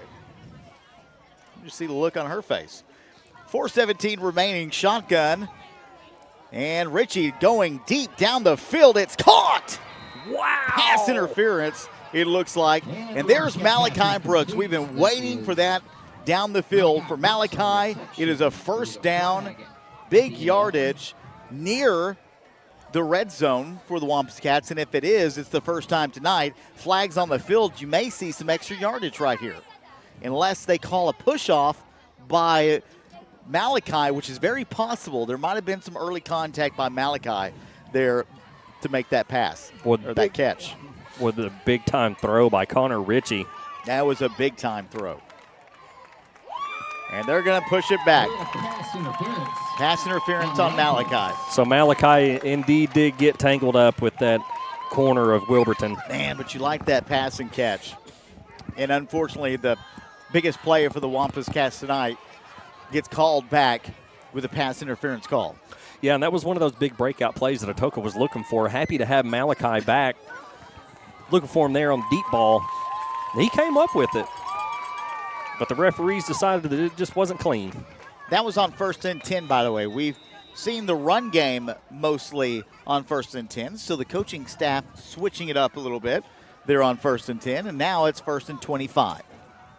Yep, paying attention, making things interesting. Shotgun formation, man in motion is Malachi. Malachi will get the football, kicks the outside. It is stuffed right at the line of scrimmage. That was a big tackle that time by the guy we've said his name a lot, and the senior, Wilkett. Yeah, Wilkett coming in with a big-time hit. Was not confused at all. He'll bring up 2nd down and 25.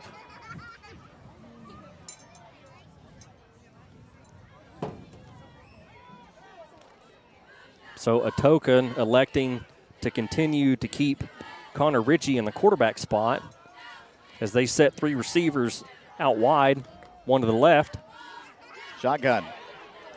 And right side catches space. Big play right there. Malachi gets back up to the original line of scrimmage. And is there more flags on the field? There is. And that's on the right side. The ball was spotted on the left hash. And the flag is being thrown on the right, or the left hash. And they're going to call holding on the Wampus Cats. Boy, the Wampus Cats just cannot catch a break here. Late here in the third quarter with these penalties. These penalties are really... Now you're shooting yourself in the foot with the penalties. Yes.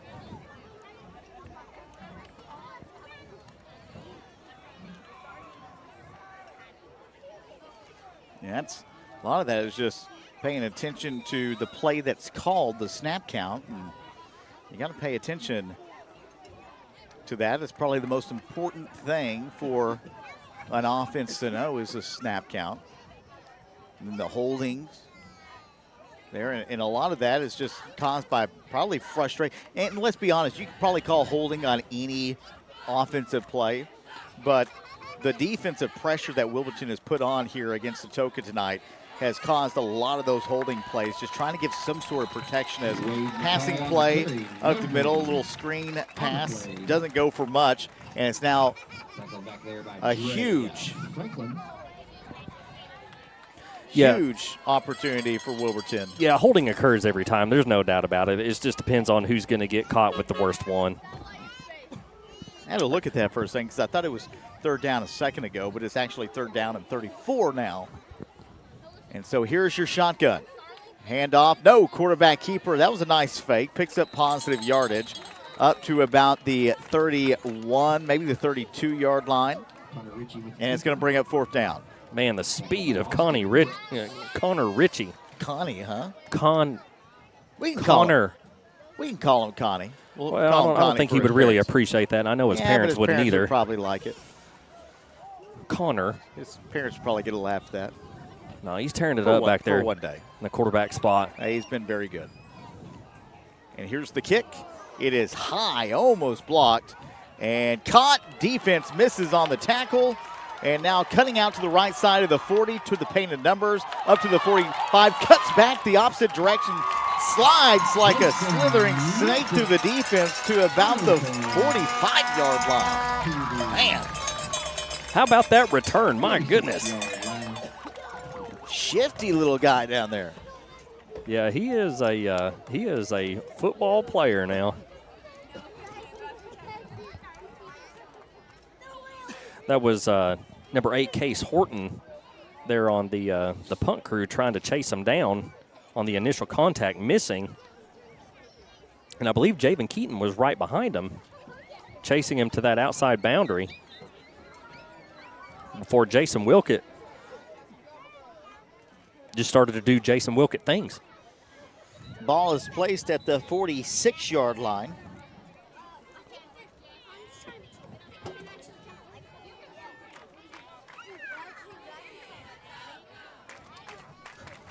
Wilburton will have the football. The defense is not ready yet. Defense is trying to get on the field. They're snapping the ball. Atoka was late. And they pick up 4, maybe 5 yards on the play. That could have been dangerous. Gain of 5 yards on the play. Could have been dangerous, but Wilburton only picking up 5 yards. Crenshaw.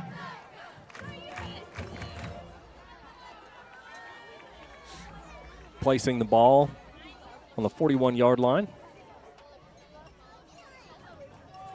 So it'll be second down and 5 with 35 seconds remaining here in the third. Big lead for Wilburton. And spinning around tackles left and right. Atoka crawling on the back, and he's still just carrying people. There's 5 Atoka Wampus Cats, and the ball comes out. The ball came out. The Wampus Cats get it back. Tegan Richardson coming up with the football. Wow. I wonder if we can take a look at that one more time.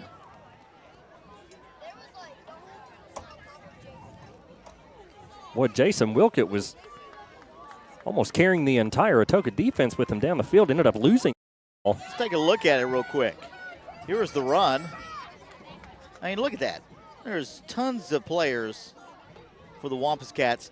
And getting in there, I'm going to try to back this up just a quick second. Who is that on the football? Can't really see with the official in there, but the ball came out. A lot of different defenders in there. It looked like number 24, Brock Smith was in there. Number 19, Gage Crenshaw was in there. The Wampus Cats had the football. 9 seconds remaining in the third, and I think the clock will tick down and we'll go into the fourth quarter of action with Atoka trailing 27-0 heading into the fourth. We'll be back here on KHKC 102.1 FM, The Brand. Family Health Center of Southern Oklahoma has some exciting news. Opening this fall, the new location at 457 South Mississippi Avenue in Atoka will open. This large, modern health center will be able to provide comprehensive health care complete with an in-house discount pharmacy, serving all patients, regardless of their ability to pay. Same-day appointments available, accepting insured and non-insured patients alike. Open Monday through Thursday from 7:30 a.m. to 6 p.m. and Fridays 7:30 to 11:30 a.m. For more information, visit the current location at 1556 South Virginia Avenue. Family Health Center of Southern Oklahoma. The right team making a difference. Brown's Funeral Service in Atoka, Colgate, Durant, and Medill are proud to be a part of the communities they serve. Since 1994, Brown's Funeral Service has proudly supported nonprofits, police and fire departments, local military members, and area schools. The staff at Brown's Funeral Service takes great pride in these endeavors because they realize it's more than being in business. It's about being a thread in the fabric of our community. Brown's Funeral Service, where service begins but never ends. Welcome back in. It is the fourth quarter of action. The final quarter of tonight's game is Wilburton on top 27-0 against the Wampus Cats. And 12 minutes on the clock for Atoka to find some way back into this ball game, trailing big. They are on offense, and it's 2nd down and 9 for the Wampus Cat offense. And they're looking to go deep down the field out to Malachi, and it's up in the air and making a big play, and now slow to get up is number 24 of the defense, Roman Brindley, making a big defensive play that time, and now it's 3rd down and long. Yeah, there's a little bit of a momentum shift here for the Wampus Cats, but they're already faced with the 3rd and long situation. So still airing out their passing game, trying to pick up any and all yardage to put 6 on the board to begin the fourth quarter. So 3rd down and 9. The final 11:53 in this game. Atoka's only been in the red zone once tonight. And unfortunately, it went back due to a penalty. So truly, they really haven't been in the red zone if you think about it.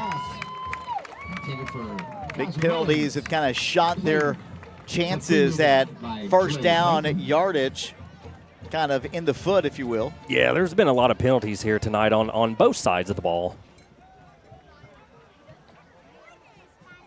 Make a good talking point, come film day later this week. Yeah, we give a shout out to all of our fans listening in, fans of Atoka Wampus Cats. As the punt is on the ground, it was a bad snap, and again, it looks like Wilburton is going to get this football back in with extremely good field position. They might have that spotted at the 2-yard line. And now a chance at more points here for Wilburton. Yeah, for sure. Wilburton's going to get it right here on the 2-yard line. Just a bad snap by the Wampus Cats leads to another turnover.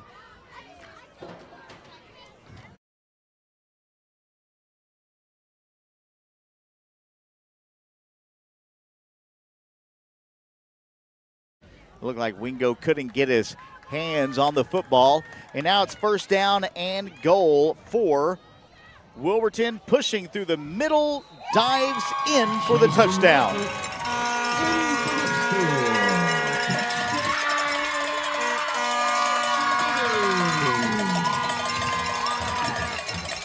They're going to give it to number 2, Jason Wilkett. That is his 3rd touchdown of the night. You know, he is on track to put up some very, very impressive numbers this season. He's over 100 yards already. And again, he leads the state in rushing yards. He's 5th in tackles. He's done it all here tonight. And Wilburton has a 34-0 lead against your Atoka Wampus Cats. And the football back when we return here on KHKC 102.1 FM, The Brand. When it rains, it pours, so it's important for you to get the coverage that meets your needs. Farmers Insurance agent Lucinda Holland can help you understand your options so you can prepare for what the forecast brings. We know a thing or two because we've seen a thing or two. Learn more by calling agent Lucinda Holland at 580-889-3744 to find out how she can help you protect the things that matter most to you. That's Lucinda Holland. We are farmers. Bum, bum, bum, bum, bum, bum. Underwritten by Farmers Truck Fire Insurance Exchanges and Affiliates. Products not available in every state. At D&H Tires, all they do is rims and tires. That means when you buy from D&H, you're getting the best deal from experts that know. Cars, trucks, SUVs, even ag equipment. If it needs rubber to roll, then you need D&H Tires. The best deals on tires and rims in Atoka and Cole County. So hurry into D&H Tires, 309 South Mississippi in Atoka, and follow D&H Tire on Facebook for their ever-changing specials. D&H Tires, tires for everyone's budget. Welcome back into Wilburton as the score is 34-0, and Atoka gets the football off the return at about the 35-yard line. Or actually, they've got that spot at the 32, so it's spotted a little bit further back than I anticipated. And a first down. Javen Keaton was on your return team. Trying to scoop it up. Head towards the end zone. First game of districts, and as we look at the remaining schedule, you've got Morris at home next week for homecoming. Should be a game that you compete highly in. And then at Vian, that one's going to be the tough one as well. And a handoff as actually Richie will keep it, picks up positive yardage. Well, you know, I really like the versatility that that Coach Ring has shown here this evening by switching out QBs between Connor and Ryan. Just the two different styles that these guys play, I really enjoy both of them because they're both good at what they do. We haven't seen a whole lot of Barton in the game. He came out in the second half for a couple of plays, but it's been all Richie since then. And Atoka here, shotgun, 2nd down and 7, and almost intercepted. What a big play that time by the big man on the offense or the defensive line, Samuel Bamblek. Well, I don't have his stats here in front of me, Michael, but he is a big kid. We've got a Wampus Cat down on the ground, so slow to get up. We are going to take a quick timeout and be right back here on KHKC 102.1 FM, and hopefully whoever's down there on the field is okay. There I was, driving through town when, bam, tire pops, keys lock themselves inside, and the truck slides halfway into a ditch. Lucky for me, I know a number, 364-4813. Hatter Boys Wrecker Service. They show up faster than a raccoon on a corn dog. Pull me out, fix my flat, pop the luck, and the price, life-saving. So when your ride goes kaplunk, call Hatter Boys at 364-4813. Hatter Boys Wrecker Service. Turning roadside whoopsies into yeehaws. Need your lane cleared, leveled, or loaded up? Call CMAC Dirtwork Gravel Trucking and Land Management. They haul gravel, sand, fill dirt, fast and reliable, from dozer work to track hoeing and skid steer services. They've got the heavy equipment and know how to get the job done right. Call 239-2026 today. That's 239-2026. CMAC Dirtwork, digging in so you don't have to. CMAX is a proud sponsor of Atoka Wampus Cat Athletics. Keaton Rector was the player for the Wampus Cats down on the field. He got up and is walking off with the help of some of his teammates and coaches at the current moment. And so they'll attend to him and find out what seems to be the issue, as it does look like he's favoring that right foot just a little bit. Not to speculate, but looks like he will be out for the remainder of tonight's game. 10:41. We'll see. It's happy to see Keaton coming off under his own power. I know he's hurting. And looking down the middle of the field, there's that slant we talked about. Picks up enough for the first down. We haven't really seen him go to the slant a whole lot here in tonight's game, but when they have, it seems to have worked. No, but we did see some success, here out in the flats with those quick slants that were thrown here early in the third quarter after halftime. Shotgun again. 10-10 on the clock. Handoff, McCall. They're looking to go to that running game once again. And, the running game just hasn't really worked out tonight. And it's not McCall's fault. The defensive line has just been closing up holes in that offensive line. And there's been no running game up the middle of the field. No, Atoka they just had a real difficult time trying to get that running game established here this evening. I think Wilburton really did their homework and reviewed film and keyed in on what they needed to do to execute. Shotgun again, no running back in the backfield, 5 wide, looking to go towards the flat again, and this one has overthrown the intended target, Wade McCall to the outside, and that'll bring up third down. Or I'm sorry, second down. That'll bring up third down. No, it is third down. What am I thinking? I'm not.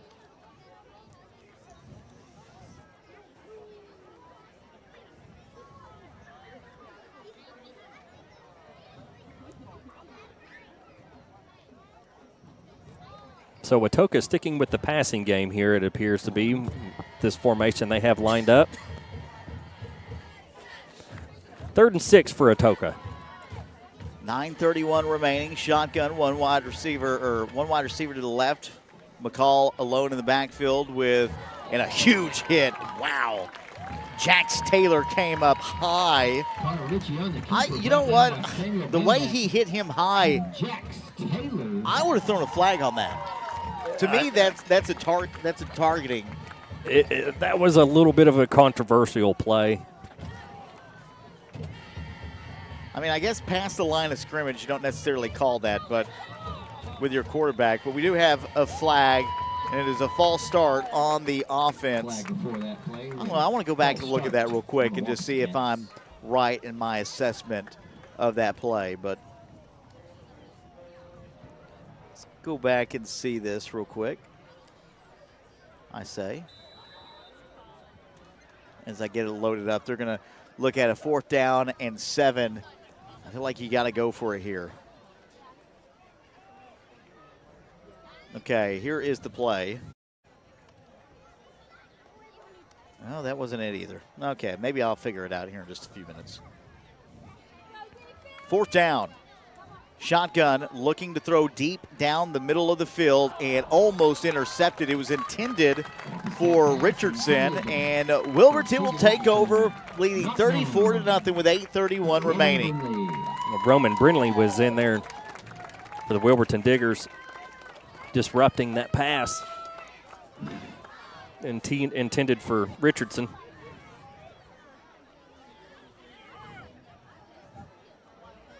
That will turn the ball over on down. So Wilburton will get the football back, leading big. And as we look right now, I think this one is pretty much in favor of Wilburton as we head into the final 8:31 to go.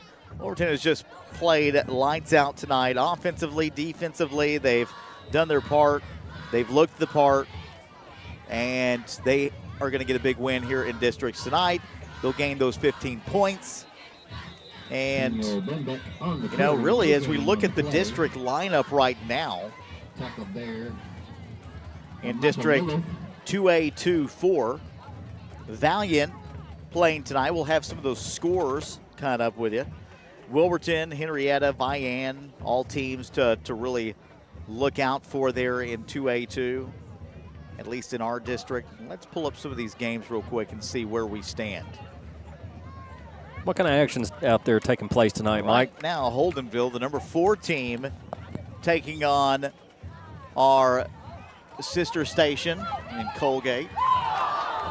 Another big play right there. The pass is dropped. Holdenville on top of Colgate, 62-0. That was the final. As we take a look at a couple, Davis right now tied in a good game with Dibble. Wow, they got a football game there. Yeah. Antlers and Valiant, they're playing right now. It shows at half. Now, I'm sure that score has not been updated, but Valiant, number 5 ranked team in 2A2, 28-15 on top of Antlers. And looking to roll outside. It's caught, picks up 6 yards on the play, and a nice scramble and a pass and a catch. That was Wilburton's freshman quarterback, Roman Brindley. Vian covered their points, 47-14 against Spyro. Morris right now in the third, trailing by 15 for Henrietta. And Henrietta up on top, 35-20 against Morris right now. So that takes a look at some of our teams in our district as far as teams that are covering in points at the current moment based off of what it shows is Vian at that 15. Henrietta right now at 15, and of course Wilburton has 34 up on Atoka at the moment with 7:33 remaining. And quarterback keeper left side rolling out, cuts the corner, has space, and Atoka downs them close to the painted numbers of the 20.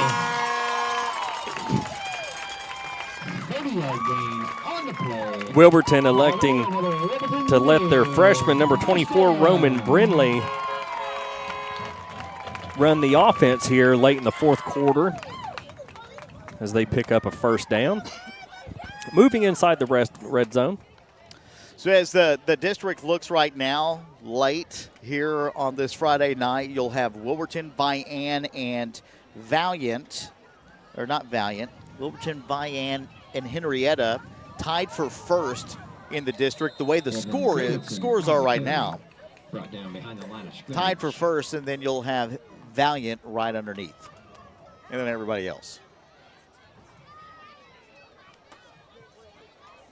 Yeah, the battle between Davis and Dibble. That's interesting, because when you talk about Dibble, you don't really see them playing a Davis that close. But again, it's 21-21 in the fourth quarter. Well, we've seen some football programs just like the one we've seen here tonight with Wilburton turning it around, as they post up 34 points here this evening, threatening to score again, potentially. 34-0, 6:05 still remaining here in the fourth quarter. And Wilburton, they've looked the part. Their running game is extremely solid. Wilkett had a phenomenal night tonight. Of course, he had 80 yards in the first half. He's well over 100 right now. We'll get those official stats for you after the game ends. Stick around for the post-game show. Again, brought to you by Lucinda Holland. We'll talk about next week, homecoming and what to expect. And you got an offsides on the defense. Offsides on the Wampus Cats. Boy, just another unfortunate penalty against the Wampus Cats. It's going to give a few yards back to Wilburton. Both teams really struggling with penalties tonight. I'd say it's, we've kind of seen it go both ways. 5:28, shotgun. Quarterback keeper rolls back out to the left and makes a good cut. The defense trying to swarm, picks up positive yardage. And that's going to bring up another situation here for Wilburton. Is that in third down? I think that's fourth down, isn't it? I believe it's going to be fourth down. Yeah. 4th and 4. I do want to go back and look at that play here in just a second that we were talking about. Yeah, we were discussing whether or not it was controversial. Just to see. Wilburton electing to kick a field goal right here. Number 8, Troy Johnston. And we got flags on the field. So here's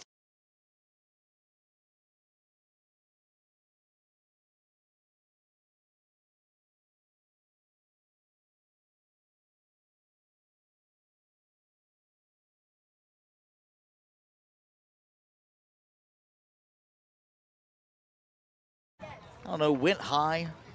I don't know if you would. I think that was a good no call.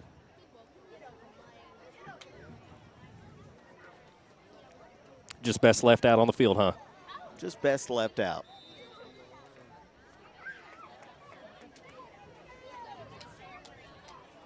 First down and 7 for the offense.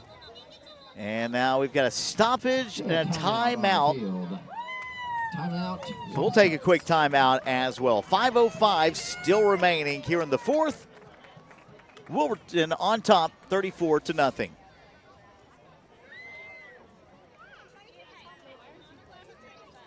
There I was, driving through town when, bam, tire pops, keys lock themselves inside, and the truck slides halfway into a ditch. Lucky for me, I know a number, 364-4813. Hatter Boys Wrecker Service. They show up faster than a raccoon on a corn dog. Pull me out, fix my flat, pop the luck, and the price, life-saving. So when your ride goes kaplunk, call Hatter Boys at 364-4813. Hatter Boys Wrecker Service. Turning roadside whoopsies into yeehaws.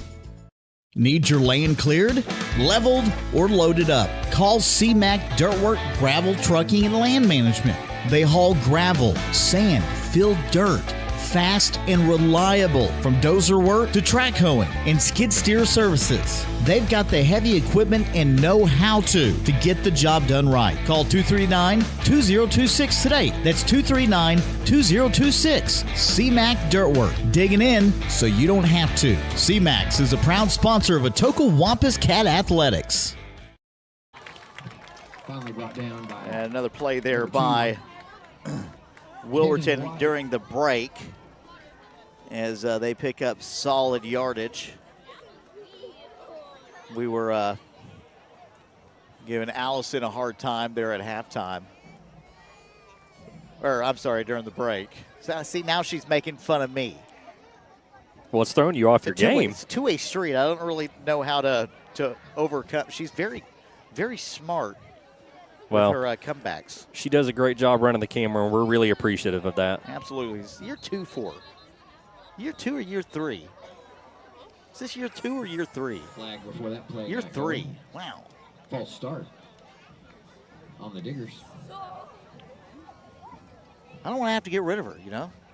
Next year you're going to be going to college next year.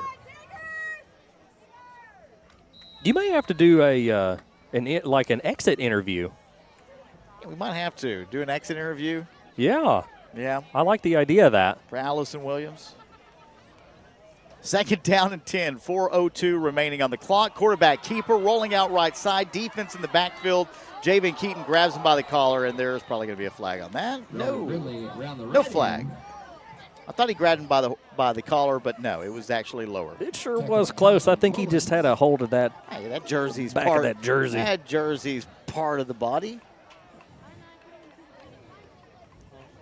It was Javen Keaton. Next week's homecoming, big event, a lot of things going on. Homecoming actually starts on Monday. Yes. So, tomorrow. It's tomorrow. You know some of the stuff that's going on for homecoming, don't you? And we'll get Allison on to talk about it for a minute. We may need to speak with Allison in the postgame, have her give us the rundown what's going to be taking place this week. I've been left out of the dark, actually. Well, technically, I haven't been around to be in the light, if you will. But well, it's going to be Spirit Week. Each day the kids are going to dress up as different things throughout the week to support their team and their town. They're also going to be doing the class floats. Every class is going to be building their class float. I wonder if somebody would build a float of me. You know what I mean? Like, just do a float of, like, the radio guy. I'm sure it'd be a very small float. It wouldn't be a hard task. I don't think it would it? It'd be a very, very small, very short float. Very life-size. They'll use a red wagon for the... Yeah, if any of our viewers have a VW Bug that they would like to donate for homecoming week. Hand off up the middle. You guys are so mean to me. During that play, recovered by the Wampus Cats. Well, you know, if you can't make fun of yourself, who can you make fun of? That is that nobody else does, you know. 3:09, clock stops. First down and 10. Atoka takes over on offense. Attention. But you do love homecoming because you get to see a lot of people that you haven't seen in a long time. It's a big week. You know, you've got a big game against Morris next week, which you hope to be a win. Take a look at Morris here in just a bit. Morris hadn't won a game yet either. Yeah, so all kinds of exciting things going to be taking place in Atoka this week. We encourage everyone to come out and support. They usually had the baseball game out there. I can't attend, unfortunately. But in our class is going to have a little band for our 20-year reunion, so that would be cool. Stetson Frost putting that on. 20 years. Wow, that's hard to comprehend, you know. Isn't it really? It is for me, yeah. Yeah. I think you were the graduating class 2 years ahead of me, and it just really doesn't seem like it was that long ago, but it's what happens when you're just out here having fun. You know, I remember being young. I remember, you know, my freshman year watching the World Trade Center on TV in Spanish class. I remember our senior year, you know, in baseball, and you actually played that year. Yeah, I was talked into coming on board for that season. I'm glad I did. Yep. And you know, a lot of fun memories back then. Actually, I remember you and we used to have the little tape players. You still have that radio or the speaker system at your house. You still have it. I do. When we were kids. I do, and it still works just as good as it does. Quarterback keeper up the middle, cuts out to the left, has a lot of space. That is Richie down past the 50, all the way to the 20 now. He is going to go all the way. Huge run for Connor Ritchie. Into the score. Boy, I was impressed by the speed of Malachi Brooks. He was catching up to him. No. Holy cow. Big touchdown there for the freshman. And Ritchie takes it for pay dirt, gets 6 points on the board. So Atoka not shut out tonight. But that was a really nice run. Oh, yeah, man. And Connor turning on the Jets. Taking one straight down, putting 6 on the board late here in the fourth quarter. This is district play. You know, any and all points help going forward for the remainder of the season.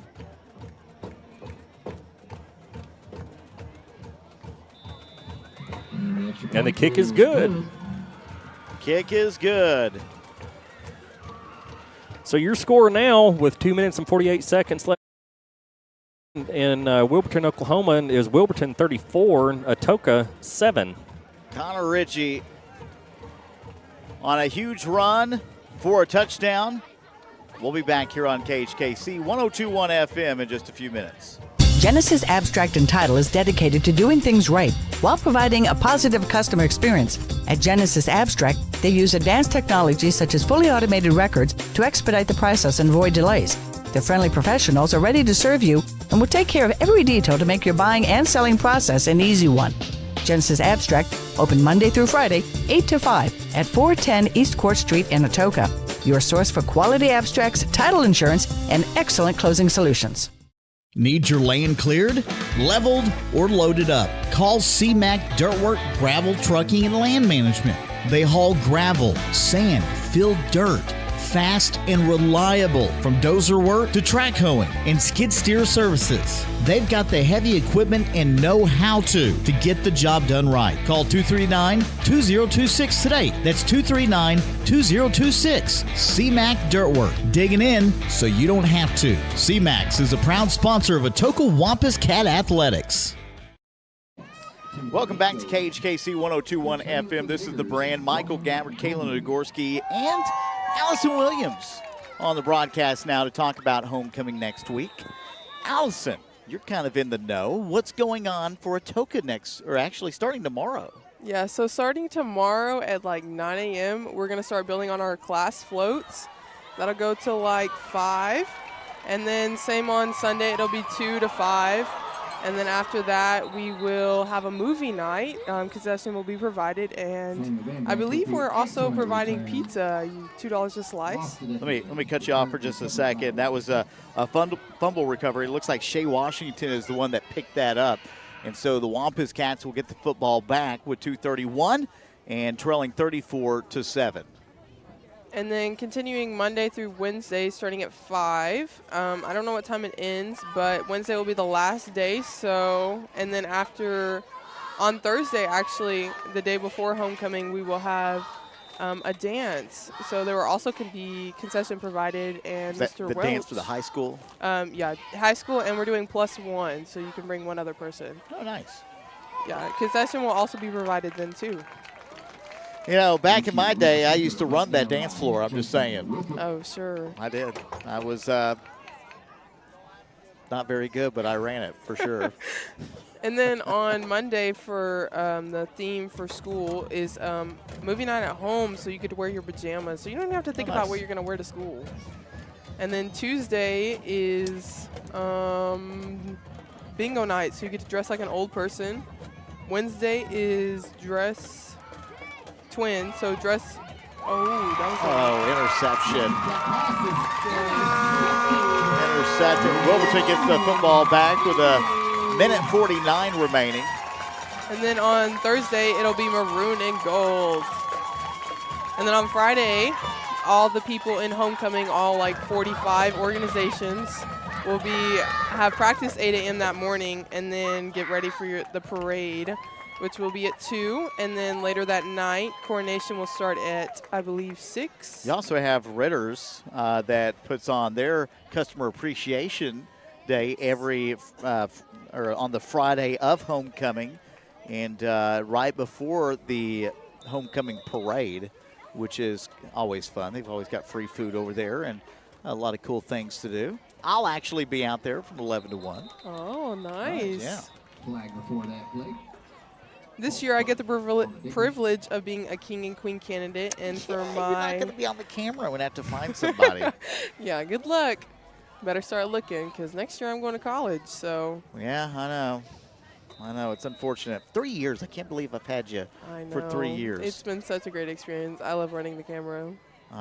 Especially when he bullies me. Yeah, I do that a lot. I love the mean comments. I'm so blessed to have you, and obviously your mom got that set up, and just a fantastic human. One of my favorite people, you two, and I love so my mom. we appreciate having you on the broadcast. Yeah, so in the parade, be looking for my float. It will be Jumanji, and I'm running with Wade. What is it? Do you know what everybody else is doing, or did they not tell you? They just kind of let you know what? Because I know back in the day we knew what we were doing, but we didn't know what the other grades were doing for their float. Yeah, somewhere it's posted in the school, but the theme is family night, so everybody is doing like a board game or a card game, something along the lines of that. But I'm excited. Shotgun here for Wilburton. Cuts up the middle of the field, or the outside, and picks up nice yardage. Under a minute remaining. Well, Allison, I appreciate you coming on, and obviously the work that you do on the camera is always awesome, and we hate that we're going to lose you for at least a half next week. So I would just probably say enjoy your night off. We'll figure it out. You're not going to want to do it. Yeah, it's gonna be a fun time. So homecoming next week, and Allison, thank you again for hopping on. And we've got another shotgun. They're gonna run some clock down. There's still 12 seconds on the clock. They'll go ahead and snap this one, and be down shy of the first down marker. So Atoka will go on to lose this one, 34-6. That is your final. We'll take a quick commercial break, and when we come back, we'll get to our post-game show. Again, brought to you by Lucinda Holland, Farmers Agent. We'll be right back here on KHKC 102.1 FM. When it rains, it pours, so it's important for you to get the coverage that meets your needs. Farmers Insurance agent Lucinda Holland can help you understand your options so you can prepare for what the forecast brings.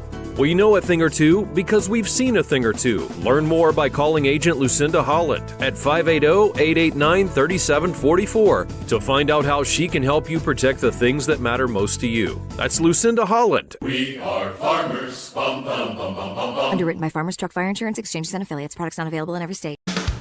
At D&H Tires, all they do is rims and tires. That means when you buy from D&H, you're getting the best deal from experts that know. Cars, trucks, SUVs, even ag equipment.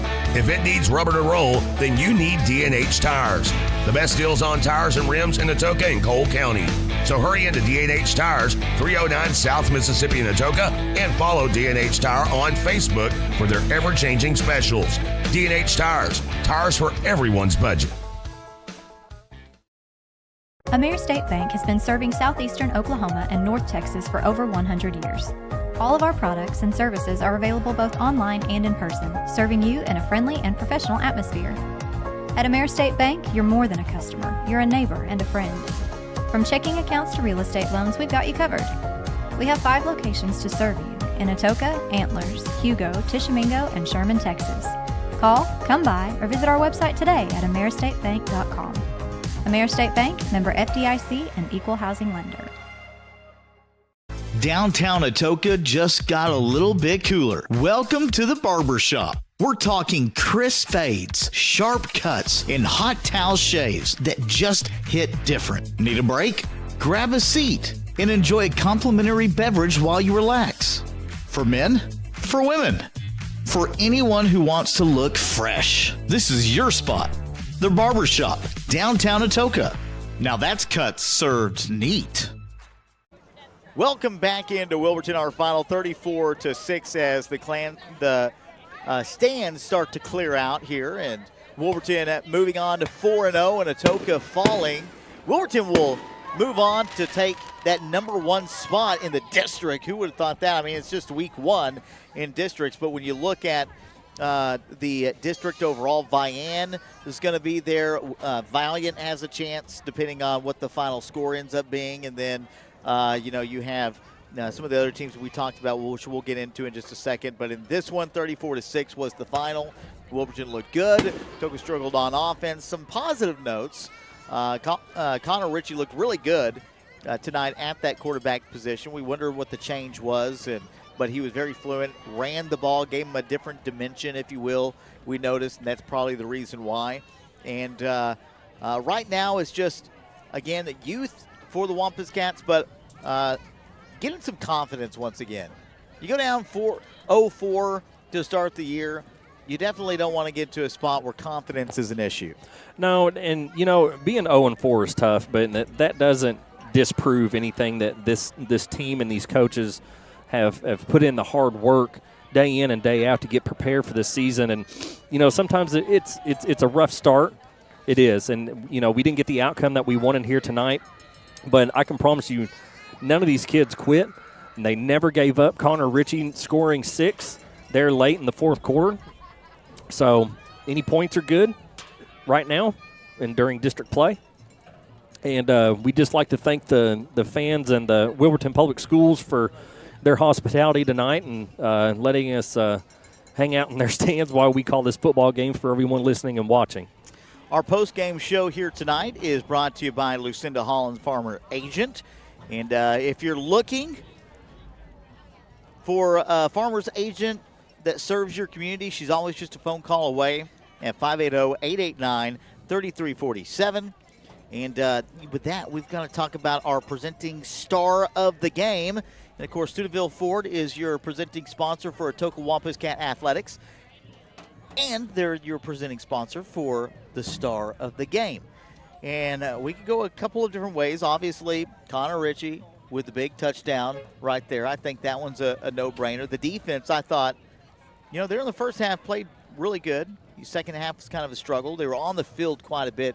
Penalties kind of put them in a bad position offensively anyway, on the offensive side, and gave up short field for the defense in a lot of those contests and those scores. But overall, who would you say is the star of the game?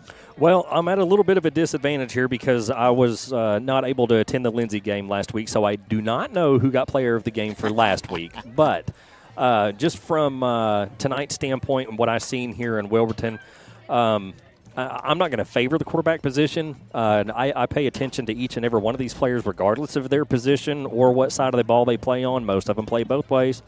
I've been really impressed how Connor Ritchie has came in and took that quarterback spot and presents kind of a different role or style.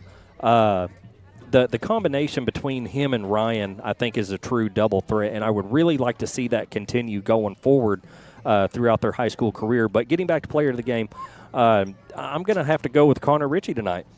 I will have to agree. So congratulations, Connor Ritchie, for being the star of today's game. And our final in Wilburton, once again, 34-6. We thank all of our listeners, our viewers on YouTube, and we will see you next week for homecoming here on KHKC 1021 FM. This is The Brand. Michael Gabbard, Kalen Nagorski signing out from Wilburton tonight. We'll see you next week.